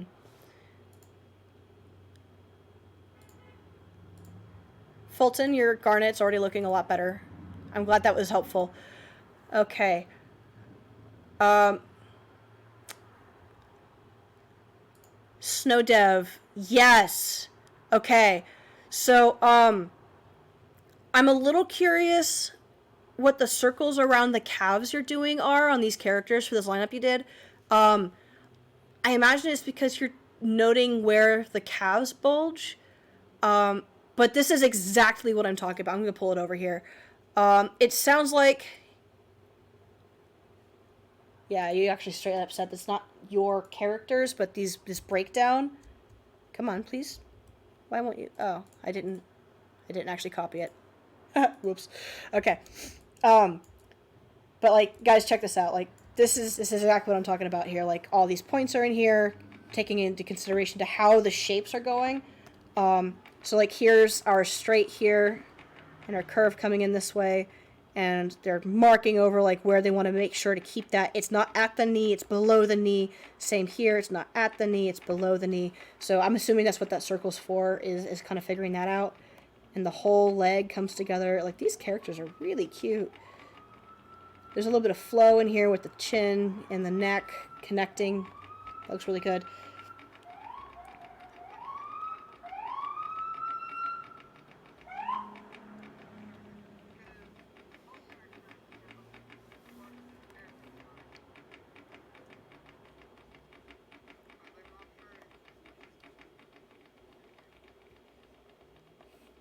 I'm not sure I understand the question. That's okay. Um, in what case? What? So yes, for character design, these are ways to do drawings and everything. But in what regard did you want to use this in another way?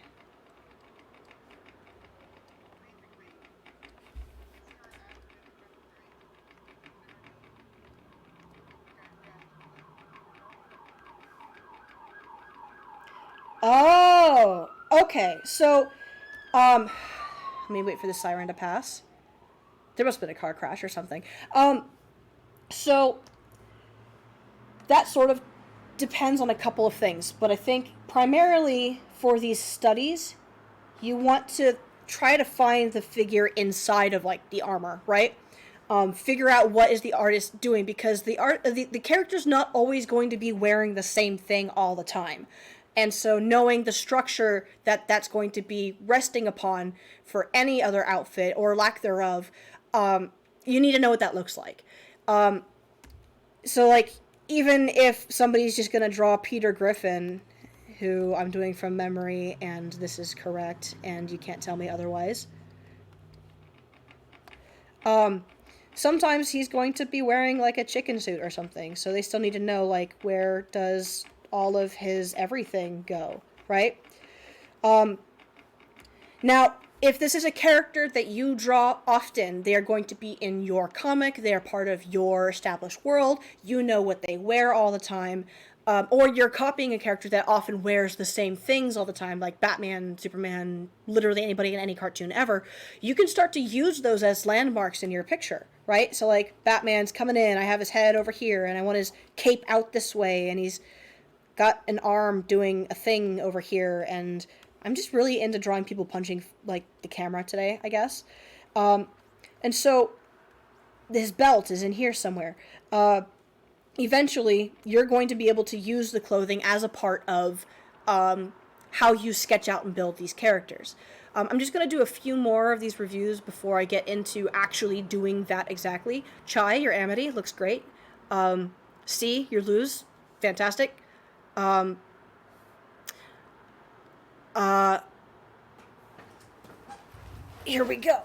Oh, somebody asked, I'm curious to know if a person wants to record this classroom, do they need to ask permission to the teacher? I don't know for a fact, but I am currently recording this, and so personally for me, if you want to record when I'm teaching, I'm totally cool with that. That's fine. But as long as you like keep it for yourself and you're not like making a YouTube of my voice and I don't know, making me a secret mascot of your new cult.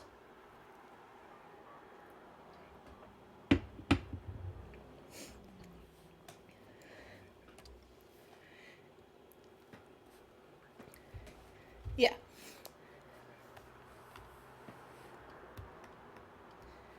I'm just saying, if you want to use my voice for your new cult, just tell me first, and maybe I'll get in on it with you. Just, I have low key always been curious about being a cult leader. Anyway, I'm kidding. So E-Wizard, I forget the name of this character, but I know what she's from, and she looks great, as a, yeah. So your structure, I'm seeing it is looking good. I think maybe you're going maybe a little too simple. Like find your what's it called? All the shapes. Like where's the eye line? Where's her cranium? Where's her neck connect? Maybe make up her shoulders and stuff. Oh yeah, for sure. Your Marceline looking really good. I have no notes. I mean, again, like pick colors you can see. Or at least if you pick these colors because they organize better for you, like it makes more sense for you, that's great. But I'm having trouble seeing it against the gray, so like black is fine. Uh, uh, ba, ba, ba, ba. So yes, Snow. Yeah, what's up? No, go ahead. Go ahead, please.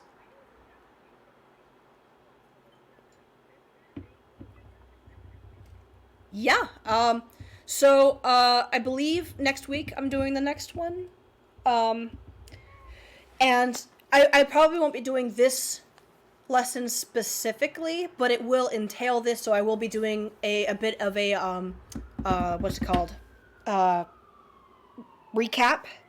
Um, and I'm gonna be recapping a lot of the same info right now as I go over the what's it called, gesture to to figure. This is art, right? I can sell this for a lot of money, right? Yeah, no problem. Okay. Um. Oh, Aganima, thank you for posting notes for this lesson. That's excellent. Like, I love these some of these characters that you picked. Too. Johnny Bravo, definitely good pick. Um. So, Nova, just to answer your question really quick, that character that you're referring to, she's from Little Witch Academia. Thank you, Snicklies. Yes.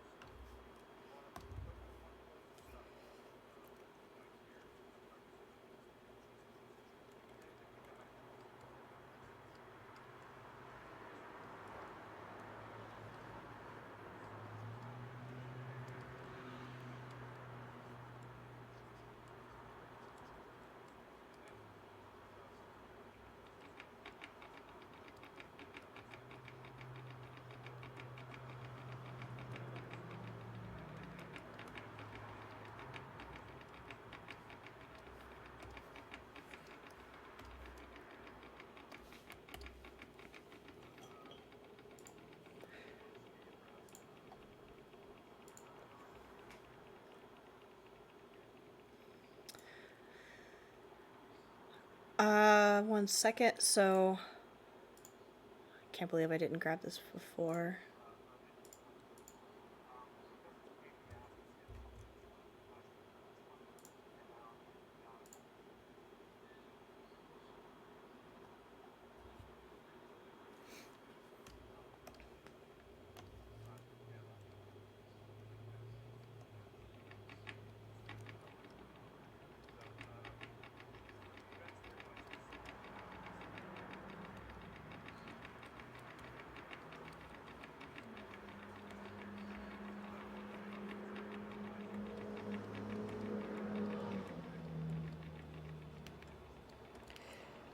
Yeah.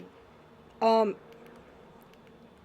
please do check it out. There's a lot of really good information there that we're missing here, and there's the different communities. So that means more eyes, more perspectives, more people who you can bounce off of that you may not be able to do here.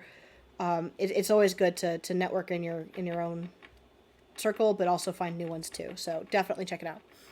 Um, that said, and just this brief segue before I move on to what I'm doing here and talk about this, I do want to mention, because this is a volunteer thing and this is I'm taking time out of my day to plan this and get this all set up. If you've got the means, motivation, and inspiration to do so, I do have a tip jar. Boop, if you are willing and able. If not, then that's fine. I'm just happy to be here and talk to you guys and answer questions and help out. So, that out of the way, let's talk about actually taking what we've learned today and these studies that you can do and apply them to one of your own drawings and how you can build that up. Where in life drawing and figure study, you want to get the gesture in with as one person had. One teacher told me once to tell the story of the pose with as few lines as possible. For building up this, I want to get that form in. So just like in Space Dad's drawing that he just posted, you want to go over your lines in a way that helps you feel them out, understand them, where are they going, and even in here, while his construction is not to the degree of like where all the landmarks are that we're talking about, like you're not seeing the little points of articulation or anything, you can see he's thinking about all of them, like the knees and where they're placed, the way the hip and the like kind of pinch there at the waist is, like these are all things that he's thinking about already. So the answer to your question, flow, is really just like how do things come together in a way without looking too segmented. Like if I've got an arm and a hand, and I've got like, this is really segmented. There's not really any like fluidity to it. It all pinches in the same spot. Or if I did the same thing, I'm going to keep that up actually. The same thing. Like even if I have it pinching in the same way, like this, like if it's part of the style to keep that, there's now a little bit more of fluidity to it. Yeah. Sometimes you want it and sometimes you don't. It just depends on what you're doing, the style and the purpose and the intent of it. Intent is a lot of things. Oh, wow, I forgot about this. So this is winks, right? Okay. Excellent job with that. That's fantastic. Center lines, don't forget them. You need them. So, from gesture to a decently clean sketch of sorts as you're building it up. And you can use as many layers in your building blocks in the digital realm here as you want. I definitely recommend keeping it down to like two or three, for cleanliness and being able to build and erase and sculpt, but that's a slightly different lesson. So I'm going to start with a gesture of like what I want a character to do. Even if they're just standing, you can gesture. I'm not worried about this being completely on point with the proportions, like my head's floating up so high. I just want to get the idea down, right? So here's my character. I'm going to have them just sort of standing. This is like my go-to standing pose. They're just hanging onto their pockets. And some of the landmarks I'm thinking of are like, obviously the head, where's the shoulders going, where are my joints if they're important, like the elbows in this case. I kind of liked whatever I was doing before with this like demon looking character, so I'm going to figure out those.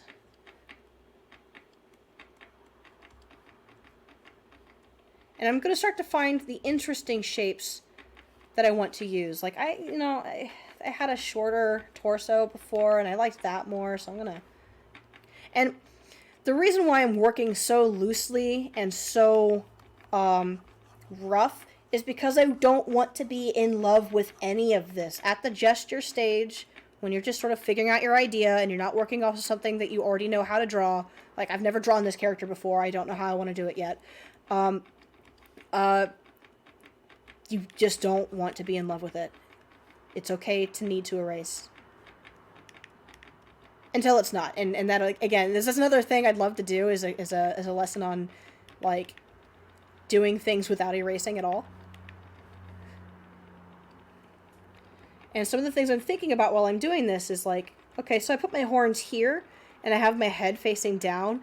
So that kind of implies that my eyes are also going to be down, because the horns are resting above the eyes. Therefore, my eye line should be parallel, if not, like, really similar, right?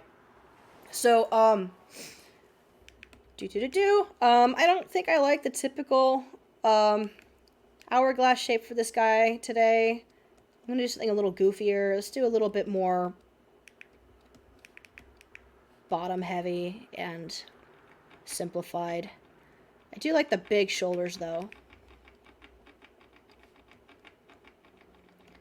My center line. And you know what? Nah, I gotta get it back to that rectangle. It just isn't working here. Okay, you know, a little more panty and stocking looking. That's cool. That works. Okay, here's this. And as you can see, I'm like, as I'm getting happier with what I'm doing here, I'm slowly starting to build in, like, the corrections and the cleaner, more obvious. Ooh, accidental. I like that. Let's keep that. That works. Yeah, pointy. This is another thing with flow is repetition of shapes, by the way. Lots of pointy, lots of pointy, lots of pointy. So I can get away with pointy all over the place with this character. So let's see. I know I want my feet to be down here, and I'm kind of doing a bit of a panty and stocky things. Panty and stocking. Oh, my gosh. Pardon my pronunciation. I think they kind of just wedge the whole thing, and I struggle with wanting to do that, so let's do this. Yes! Okay. Okay. That works. It's funky and weird, and it's leaning in a weird way, but I like it. Okay. So let's fix that. Whoa. That was intense.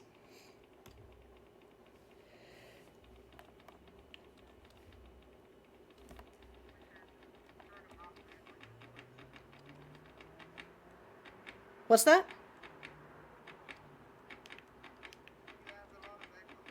Oh, do I? Okay, that's a little odd. Hang on.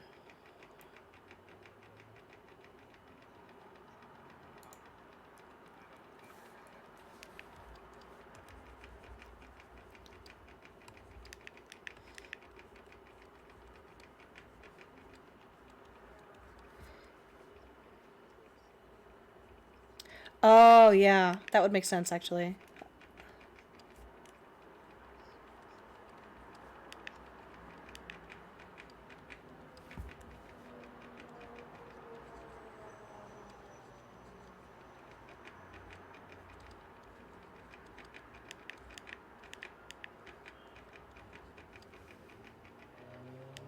I don't think I like where these arms are going anymore, but let's see if I can just...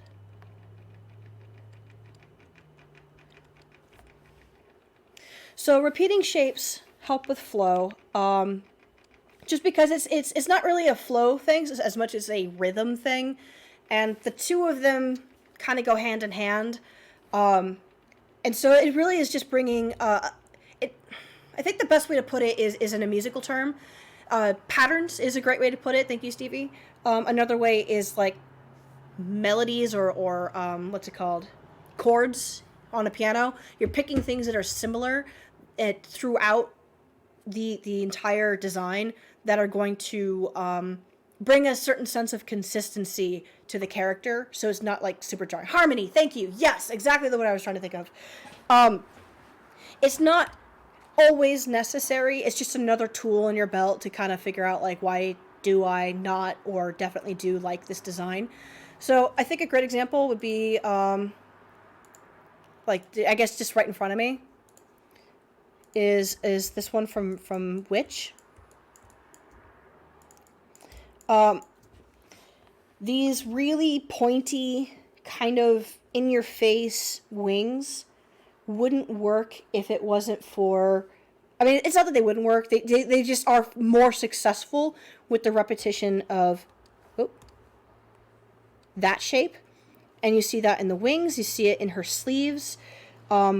In this version, it even has a similar breakup to the wings up here. So like each of these are individually this shape. But what else kind of balances it out is that because her hair is just this like little round dumpling thing with little bits of that same shape coming off of it, that roundness works for the parts that aren't really doing anything aside from just being shoulders or just being, whoa,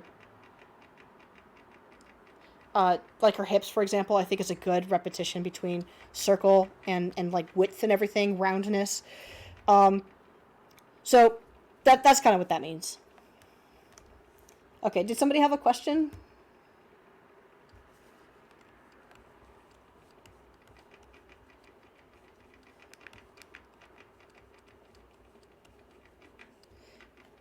Oh, sorry, I didn't actually bring the chat back up again after that. Okay.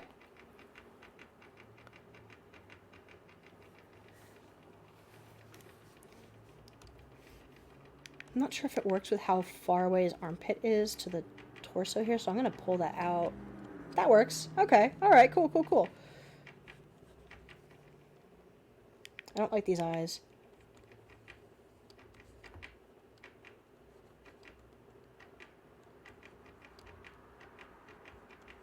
Oh, actually, you know what? Yeah, there we go.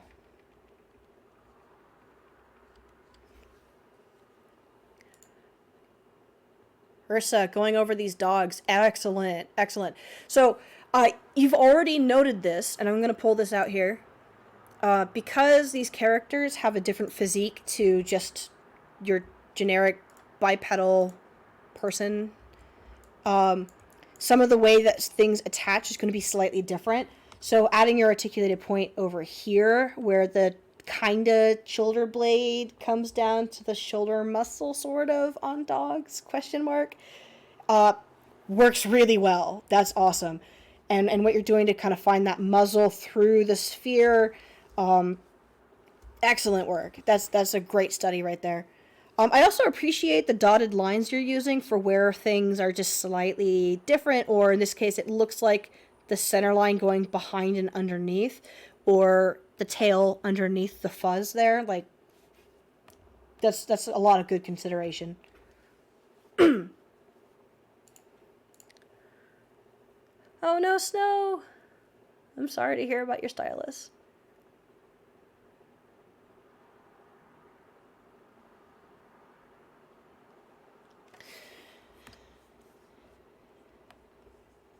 So you can see, like, in my typical sketching and everything in here, as I'm building all this up, regularly things will be changing. And it's not just because I'm figuring out where I want things to be and how I want this character to be. Again, I have never drawn this character before. I'm just making them up on the fly. But it's also like, every time I change something for that, it's going to change how everything else works. If I decide that I do need to hear or see something more like the center line, I'll come back in and adjust it. So not everything when you're doing it on your own is always going to be so clean and you know, like, marketable, essentially.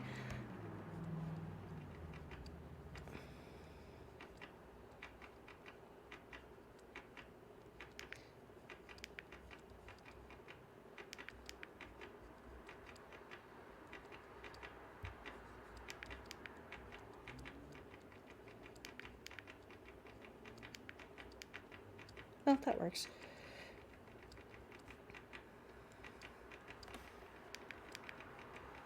Let's make it a little bit more feminine. I don't know, I'm just getting female vibes from this character, so I'm going to roll with it. So Gato, that Mega Man, is really good. Again, find that center line. As you're doing your studies, you always want to find it. It's kind of a struggle to figure out what's going on with Mega Man's like whole thing, because he's another character whose design sort of changes based off of what he's wearing, and not even necessarily like the different armors, but like sometimes they'll show him not wearing his gun, sometimes he'll have like a hand underneath it, or like it'll like kind of come in and out or something. What is going on with his legs? Does he have normal sized legs or not? Who knows? But for what you were doing to figure out this study and this physique and everything, that is excellent. Just find that center line, draw through, just like you did with the one arm. You should still do it with the gun arm too. Oh no, Snow Dev, don't use a mouse, just use a pencil.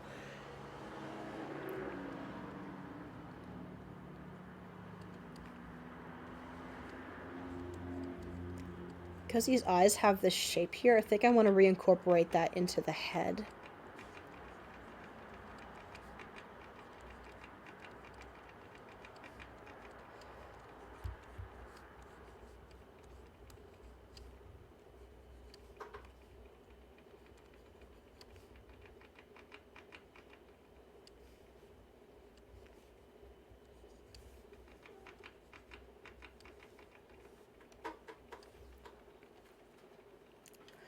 So why does repeating a shape make harmony? Well,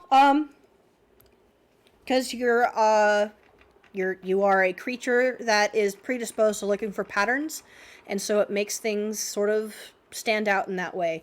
It's like when you want to have a burrito, but they put all of the meat in like the middle of the burrito instead of the whole thing. It's just a little bit more to love at once.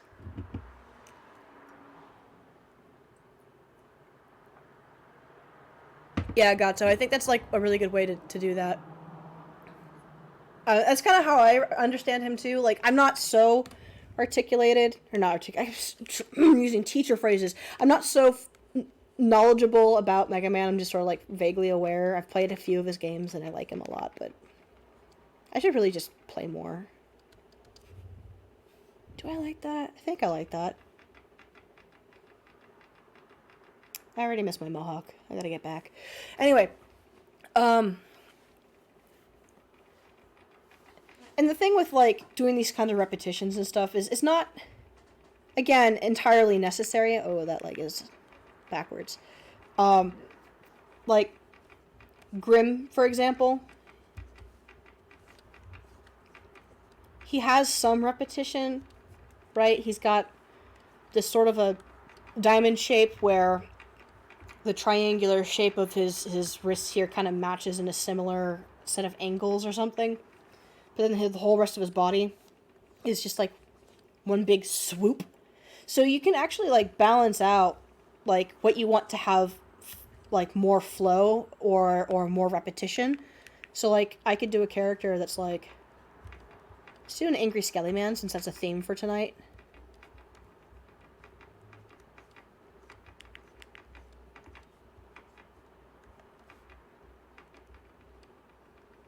I'm gonna give him eyeballs because I can.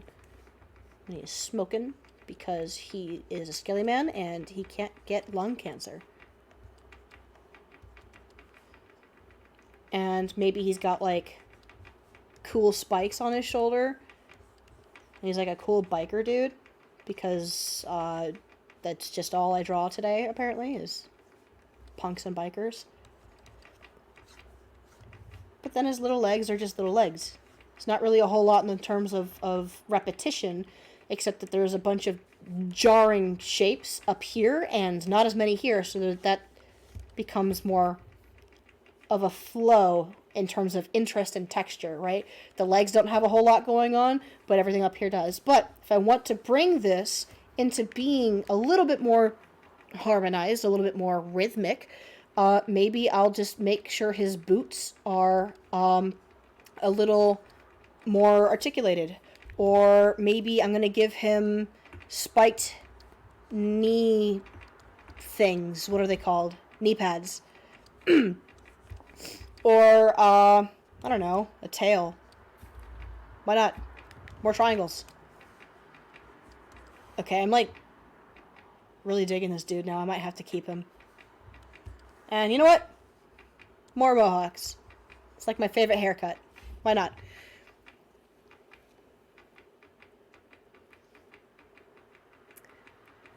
So first try, and I think I may have been a little too ambitious. Also, feet, why are they evil? And I hate them. Lucifer, feet are basically about as hard to draw as hands, and so I don't blame you. So let's look at this. Oh, that is not the button I thought I had. Oops, I just copied the wrong thing again. Just having a boomer moment. Come on. Why aren't you pasting? Copy.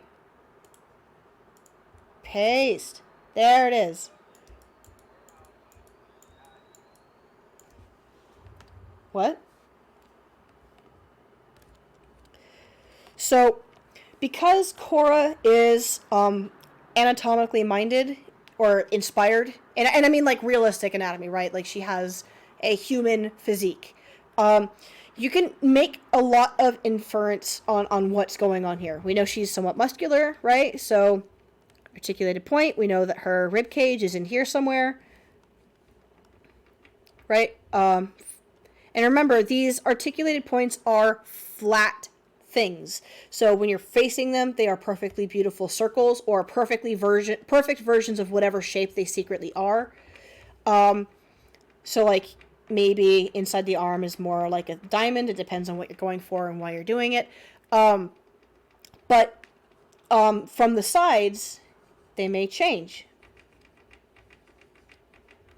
Right? And, you know, if it fits your purposes, if you're trying to get it to work, you can bend them and morph them. But for the moment, just pretend like they don't. So it keeps things simple.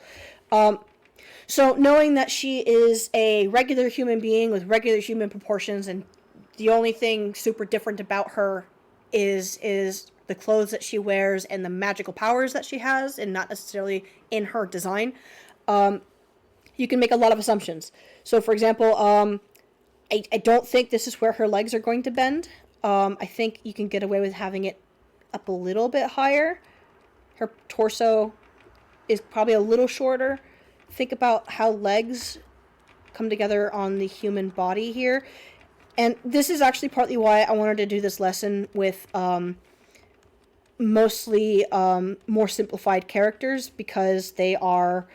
you don't have to think about realistic anatomy to really get them, just to emphasize and to better them. Like you can use it to sorry, I'm getting like tongue-tied. If you study realistic things like cloth and textures and liquids and human figures and animals and rocks and whatever, architecture, you can use your knowledge from that to influence your simplified cartoon characters to make informed decisions about the shapes, right? Like, I chose to do that because I know what a deltoid looks like. When you are drawing human characters that are meant to look like normal human beings, aside from some stylization in, like, the eyes or how muscular they are, how wide the shoulders are, but they're essentially a normal person, you need to know the anatomy a lot more, fluently. And so it becomes a little bit more difficult to apply what I'm talking about and fit that style specifically. It's in there, and you can, but you need to know, like, what are kneecaps, sorta? Even in here, like this forearm for, Mako, I think. There's here, and then it kind of straightens out, and it comes out this way, and it kind of straightens out. There's this overlapping shape for the thumb. I don't know what that is, but it seems intense. They even, like, have these little wedges and these special little creases to make that hand look, like, real. The clothing, all of the wrinkles are heavily influenced by the artist's knowledge of how clothes ought to work. There's more realism. There's more grounded nature in it, so it can be more difficult.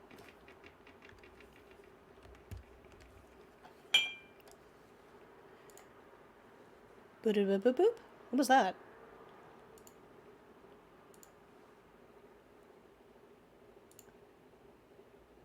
Oh, good, I am still recording. Okay. So how can I add more patterns and shapes to this character? Donut draws as a great question. So here, let me copy that image. Let's bring it over. And let's turn these guys off because they're a little distracting. Okay, this guy. Let me make a copy of him.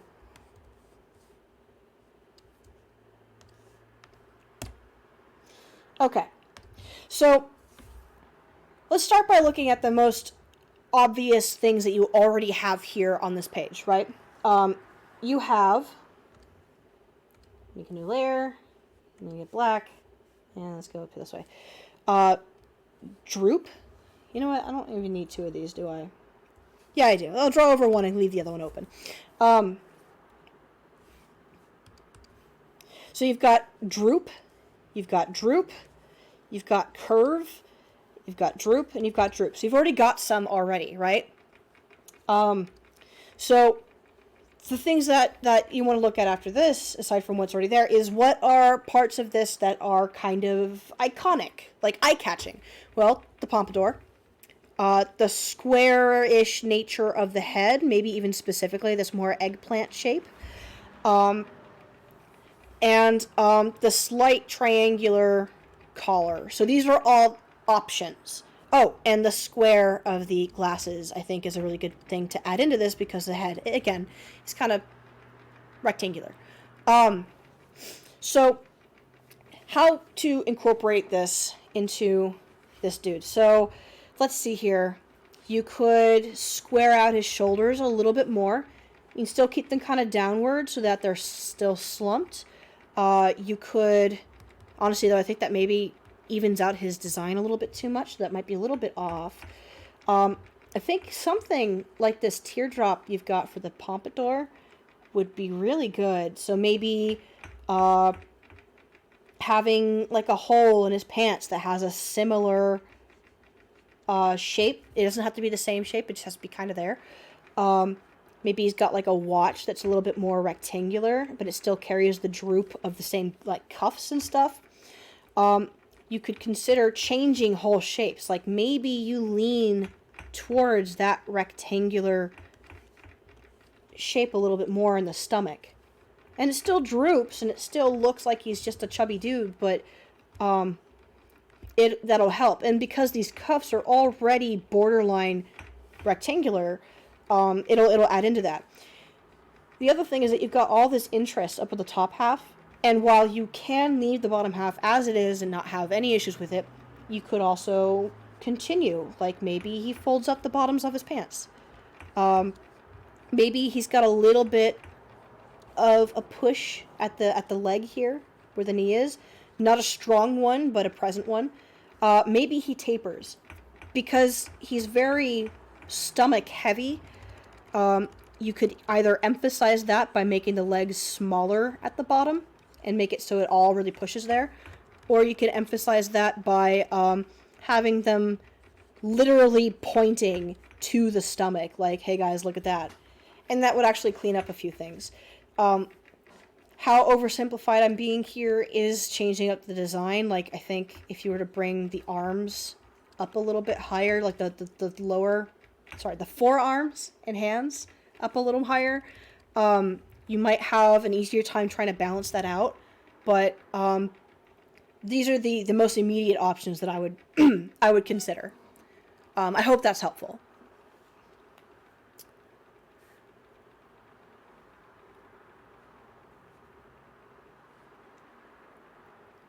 First bread clone. I don't remember this character's name, but I know what she's from, and she is a little tough. She's kind of borderline between being a really good design and maybe a little too chaotic at points. And this isn't like you and her and what you've done. This is her design as it stands in the show. Personally, I think it would probably help if I were actually like, no, don't save image. Actually show it on the screen here. Copy image. Paste. Make it big. And copy. Paste. Should have done this at the same time. Oh well. So, your breakdown, I think, covers all of the things that you need to know, but there's a few things that would maybe be the next step or maybe more helpful. The first thing is I'm going to get rid of my pet peeve here so I don't have to look. It just bothers me. It makes her face a little harder to read when they're trying to make you see everything. That is just a personal gripe. Same with like the cut out of the ear right next to all these teeth. It's just like a lot of things. Look at how close they are. They even have like that tangent. I don't think she's a bad design. I just think there's small things to be changed that would help so much. Just simplify. But as far as your breakdown is concerned, I think you're overthinking a couple things. Primarily, you don't have all of her torso. Let me get this. Or, sorry, not torso. Brain fart. Pelvis. And because she's kind of bending a little, this might curve down, but not a whole lot. So you need to get this in there. And probably not even that much here. Like, it's probably more like this. Her legs, I wouldn't say are super elliptical, but, I mean, they're pretty straightforward, and you got them, and they look good. There's a curve. There's slight curves in a lot of little places, like her shoe. That looks really good. I can see where you have her rib cage through all of this, so I know that you were thinking about it. I can see it there. There we go. Same with this. And, I mean, I think you can see what I was talking about, where, like, there's so much to break through in this head that what you did here, doing all these other colors to help you keep track, is a really smart idea. I really want her hat, like, really badly. I think it's great. Yeah, she's kind of funky. She's a hard one to do. But I think you did a really good job. Oh, I almost killed out of this, and I didn't want to do that. Oh, let me find my... Here's my guy. I was just drawing them. There they are. Savage Sharks says, oh, I'm sorry, Snowy Spoopy, does breaking harmony in shape make a bad design? No. It just depends on how you either compensate for it, or if you even needed it in the first place. If you take a design that worked because of it and you remove it, it can change it in a way that doesn't make it as strong. But it's just like, it's another variable. It's just one of many things to work with. It's just another tool for your belt, like I mentioned before. Savage Shark 21, I don't think you need to follow any rules. You can break them. Just know that the rules are what the rules are, why they exist, and that once you have that understanding, you can break them. A broken harmony in design might work for a character like Two-Face or something that has dual nature, maybe. Yeah, that's another really good point. The thing is that everything that I'm talking about, none of them are rules. Some of them are fundamentals. But a rule and a fundamental and a guide, and they're not the same thing. So once you understand how some things work, yes, you can break them. Like the 3D to 2D thing. The crazy lady girl I had up on the screen a moment ago, she has a very three-dimensionally minded design that leaves a lot of open spaces. So having that really big ponytail not really be 3D, but kind of just a flat thing, works great. Just because I'm keeping in mind all of my articulation in here doesn't mean that I have to maintain it as I keep going and get comfortable with this character. Just because I like straights versus curves now doesn't mean that I don't want to just completely make her totally geometric later. Intent is a huge part of when you're creating, and everything ends up being a tool to help you solve the problem of, is this what I'm going for?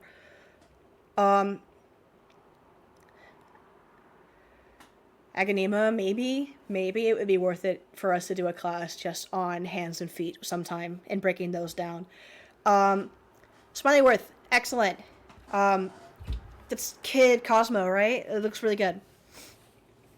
So like even here on my character, the only reason why these awkward rectangular legs kind of work is because I've got a similarly thick thing here and some square-like things here, but I don't actually have any real rectangles like this. I guess maybe a little bit here. So I'm sort of implying them elsewhere. I don't really like that, though. I think the taper would work better. Ooh, no. Okay. I don't like this anymore. What did I do? Oh, here we go. Here we go. Yeah, okay, that makes a little more sense.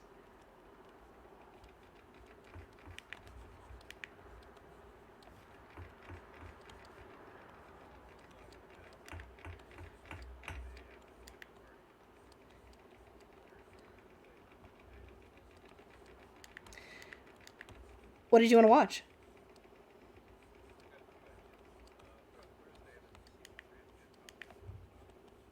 Nice.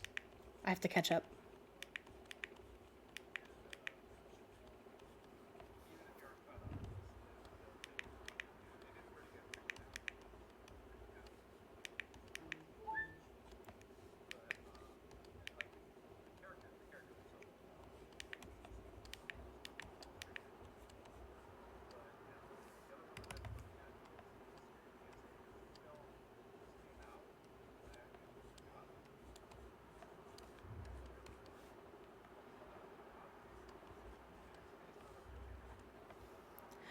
Oh! Yeah, I wanted to see that.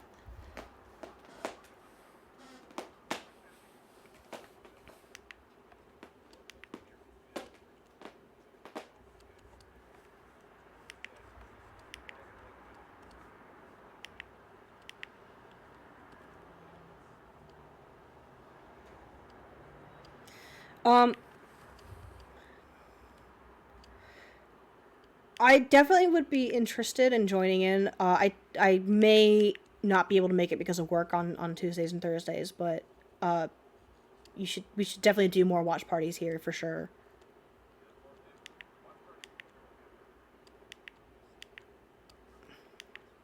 Oh, okay.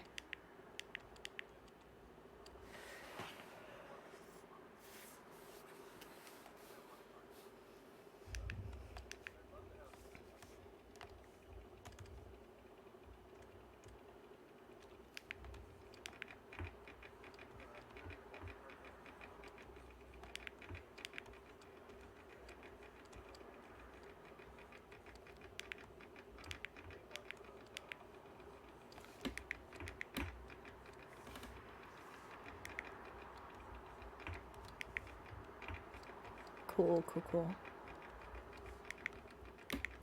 Ow, cat, stop it. Ow, ow. Rude. He came back for more hugs, I think. I don't know. He's just very demanding. Um, so it's like 8 o'clock. I think I've gone over, for the most part, all the information I wanted to um, before we jump into more specific things for other lessons like hands and feet or clothing or... Ow, stop it! Rude. um,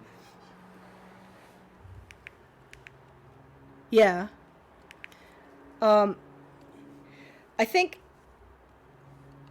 the thing with clothing, by the way, guys, like when you are doing your own characters or breaking down any of this with other characters that exist, do these breakdowns with their costumes too. Do your own characters and include them as part of your gesture if and when you need to. If I had a character that I'd done this with that I was familiar with, I would probably have included that more. Because at a certain point, the figure and the costume kind of commingle.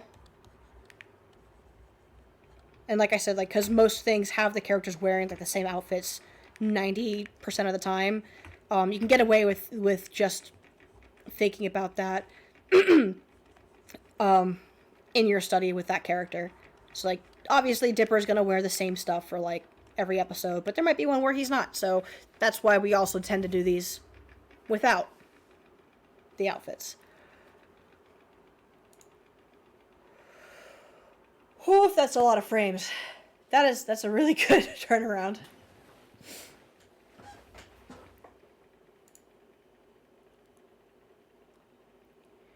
Yes, no, Dev, thank you. Yes, always use references. Uh, First bread clone. I don't know how good of a critique I would be able to give you for an animatic because my knowledge and understanding of storyboarding and everything that comes with doing primarily animation itself is relatively limited. And so I'm not super sure I'd be able to give you a whole lot on that front. But I'd be willing to take a look. But there's definitely other places within the whole Discord here that you can post that as well and also get that too. But yeah, feel free to post it.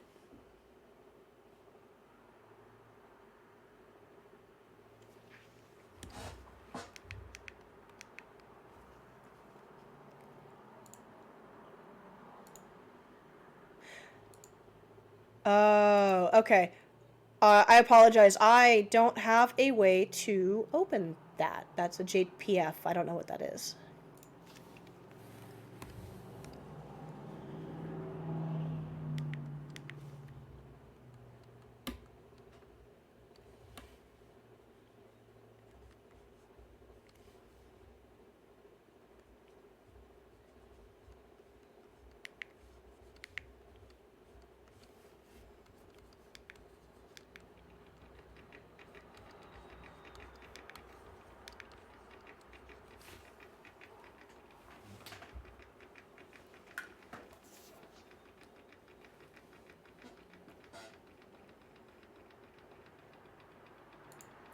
Aha, okay. Yeah, there you go. That's great. See your center line. I see that you're thinking about those shapes and everything. How rude. Sorry, this cat jumped up on me and then left. Okay. Warning loud music. Okay. Oh, wait. I'm sorry. I'm sorry. I'm so sorry. I forgot I should mute that. Um,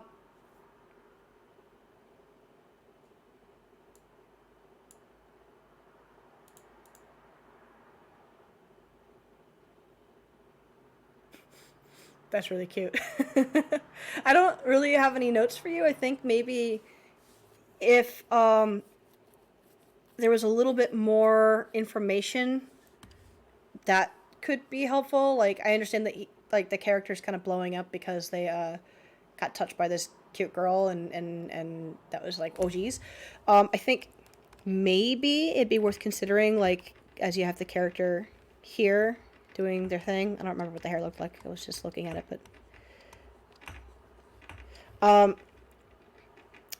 have a moment like maybe they like blush a whole bunch and it's like really still and then they briefly implode like really small and then blow up so there's like a little anticipation before that but I think that's the furthest my understanding of what you've got going on there and animation can really give you. I am merely an illustrator who loves cartoons maybe a little bit more than one should.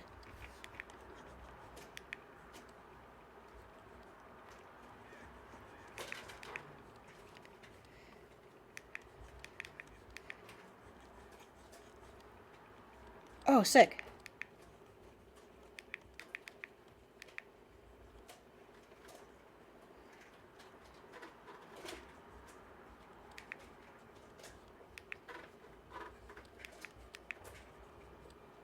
Oh, cool.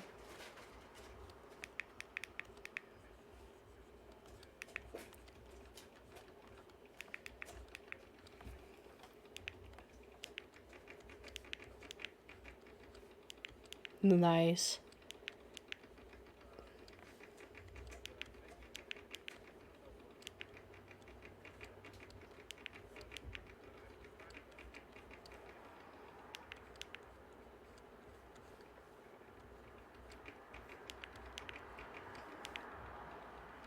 That'd be a good one.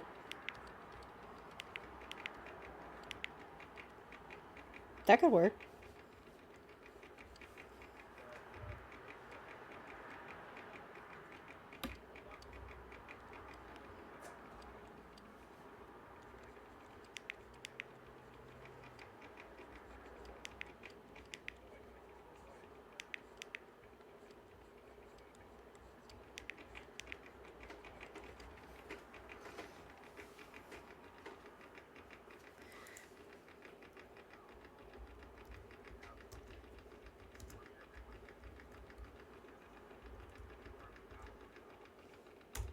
I like that.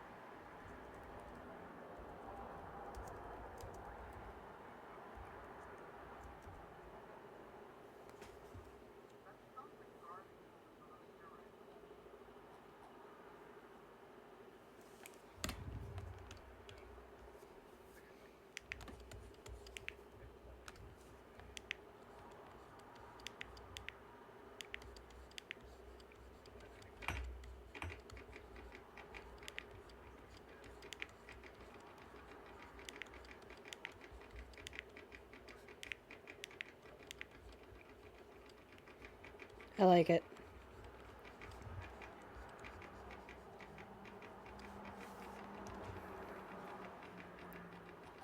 Yeah, for sure. Here. Um. Do. So, just in the same way that you've got on here, where you're doing, where are her shoulders? Definitely bring the shoulders out a little bit more, by the way.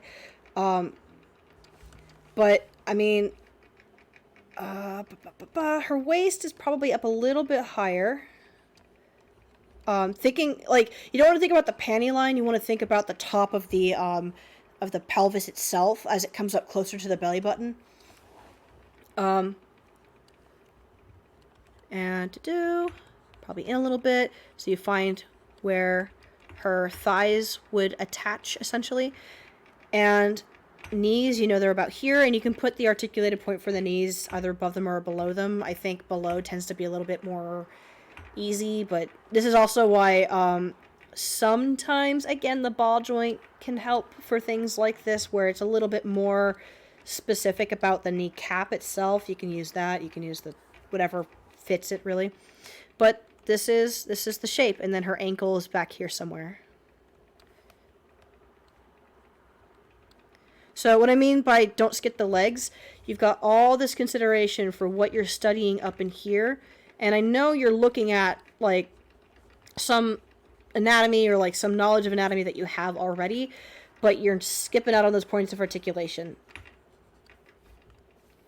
Or joints or whatever. No problem.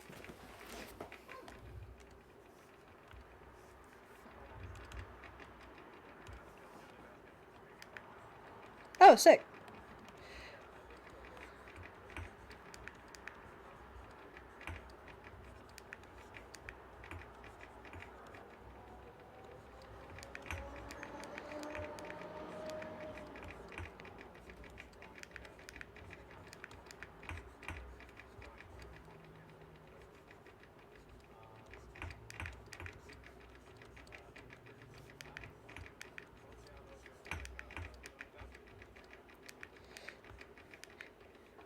Shenanigans.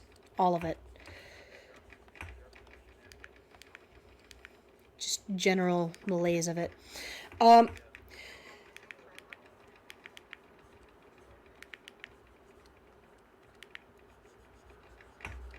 Spice some lunch. Um,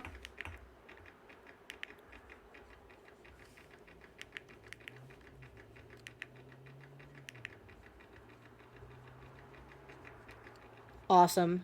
That's a really good idea.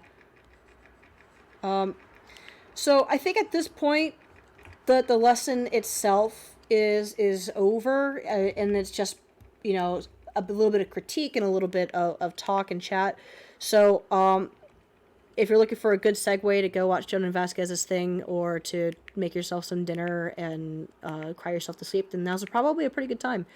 I myself think I'm going to answer a few more questions and a few more draw overs, but I need to like stop talking. I can feel my throat is just like yelling at me. um, so, uh,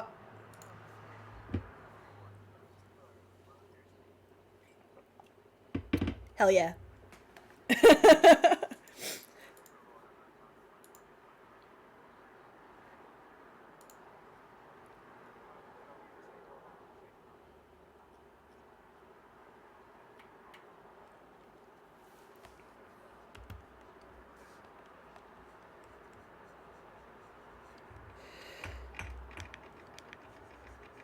Okay. Any last questions before I go and take a break and anything? And honestly, like if there's any questions that you don't want to bring up here because you're feeling shy, or if you don't know what your question is yet, but maybe you come up with it later or whatever, feel free to at me at any point through this Discord. Like I come on here, I'll see it, and I'll get to you as soon as I get a chance. Um,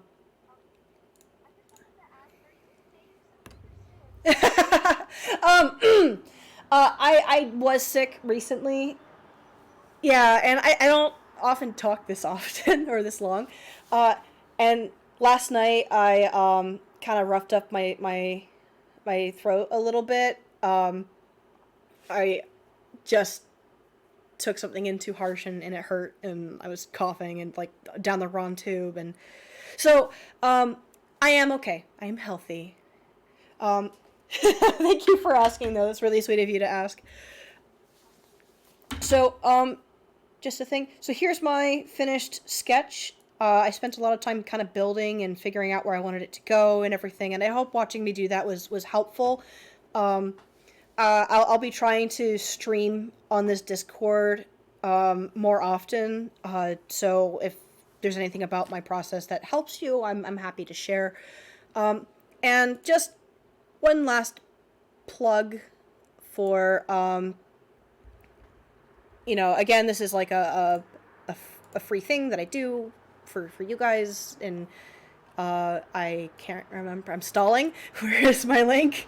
If you feel the means, motivation, inspiration to shoot me please don't shoot me, a tip. How do you spell coffee? Oh my god. I have a link for tips, which I will share right now. Boop.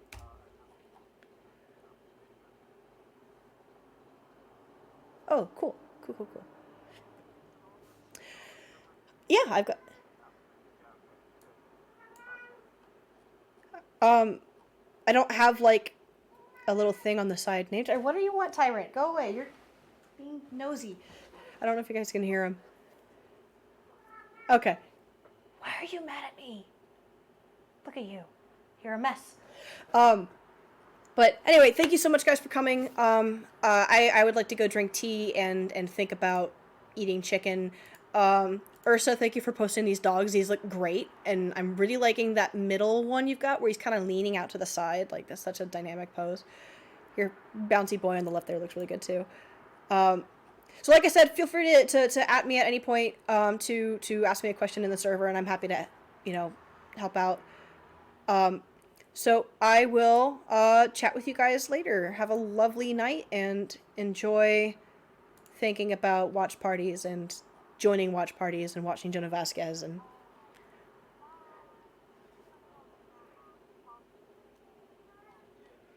I,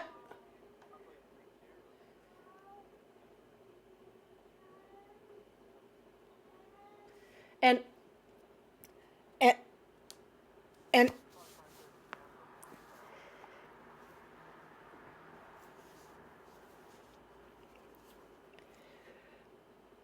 as soon as I get a chance to edit some of this video a little bit and find some way to post it, because it is quite long, I will share it in some manner. So I'll let you guys all know. Have a lovely evening, night, morning, however it is and wherever you are. Ciao. Bye-bye. Thanks for being here, guys. Yeah, by the way, next week we're doing rotations, so feel free to panic now so you don't have to panic later. Bye, guys.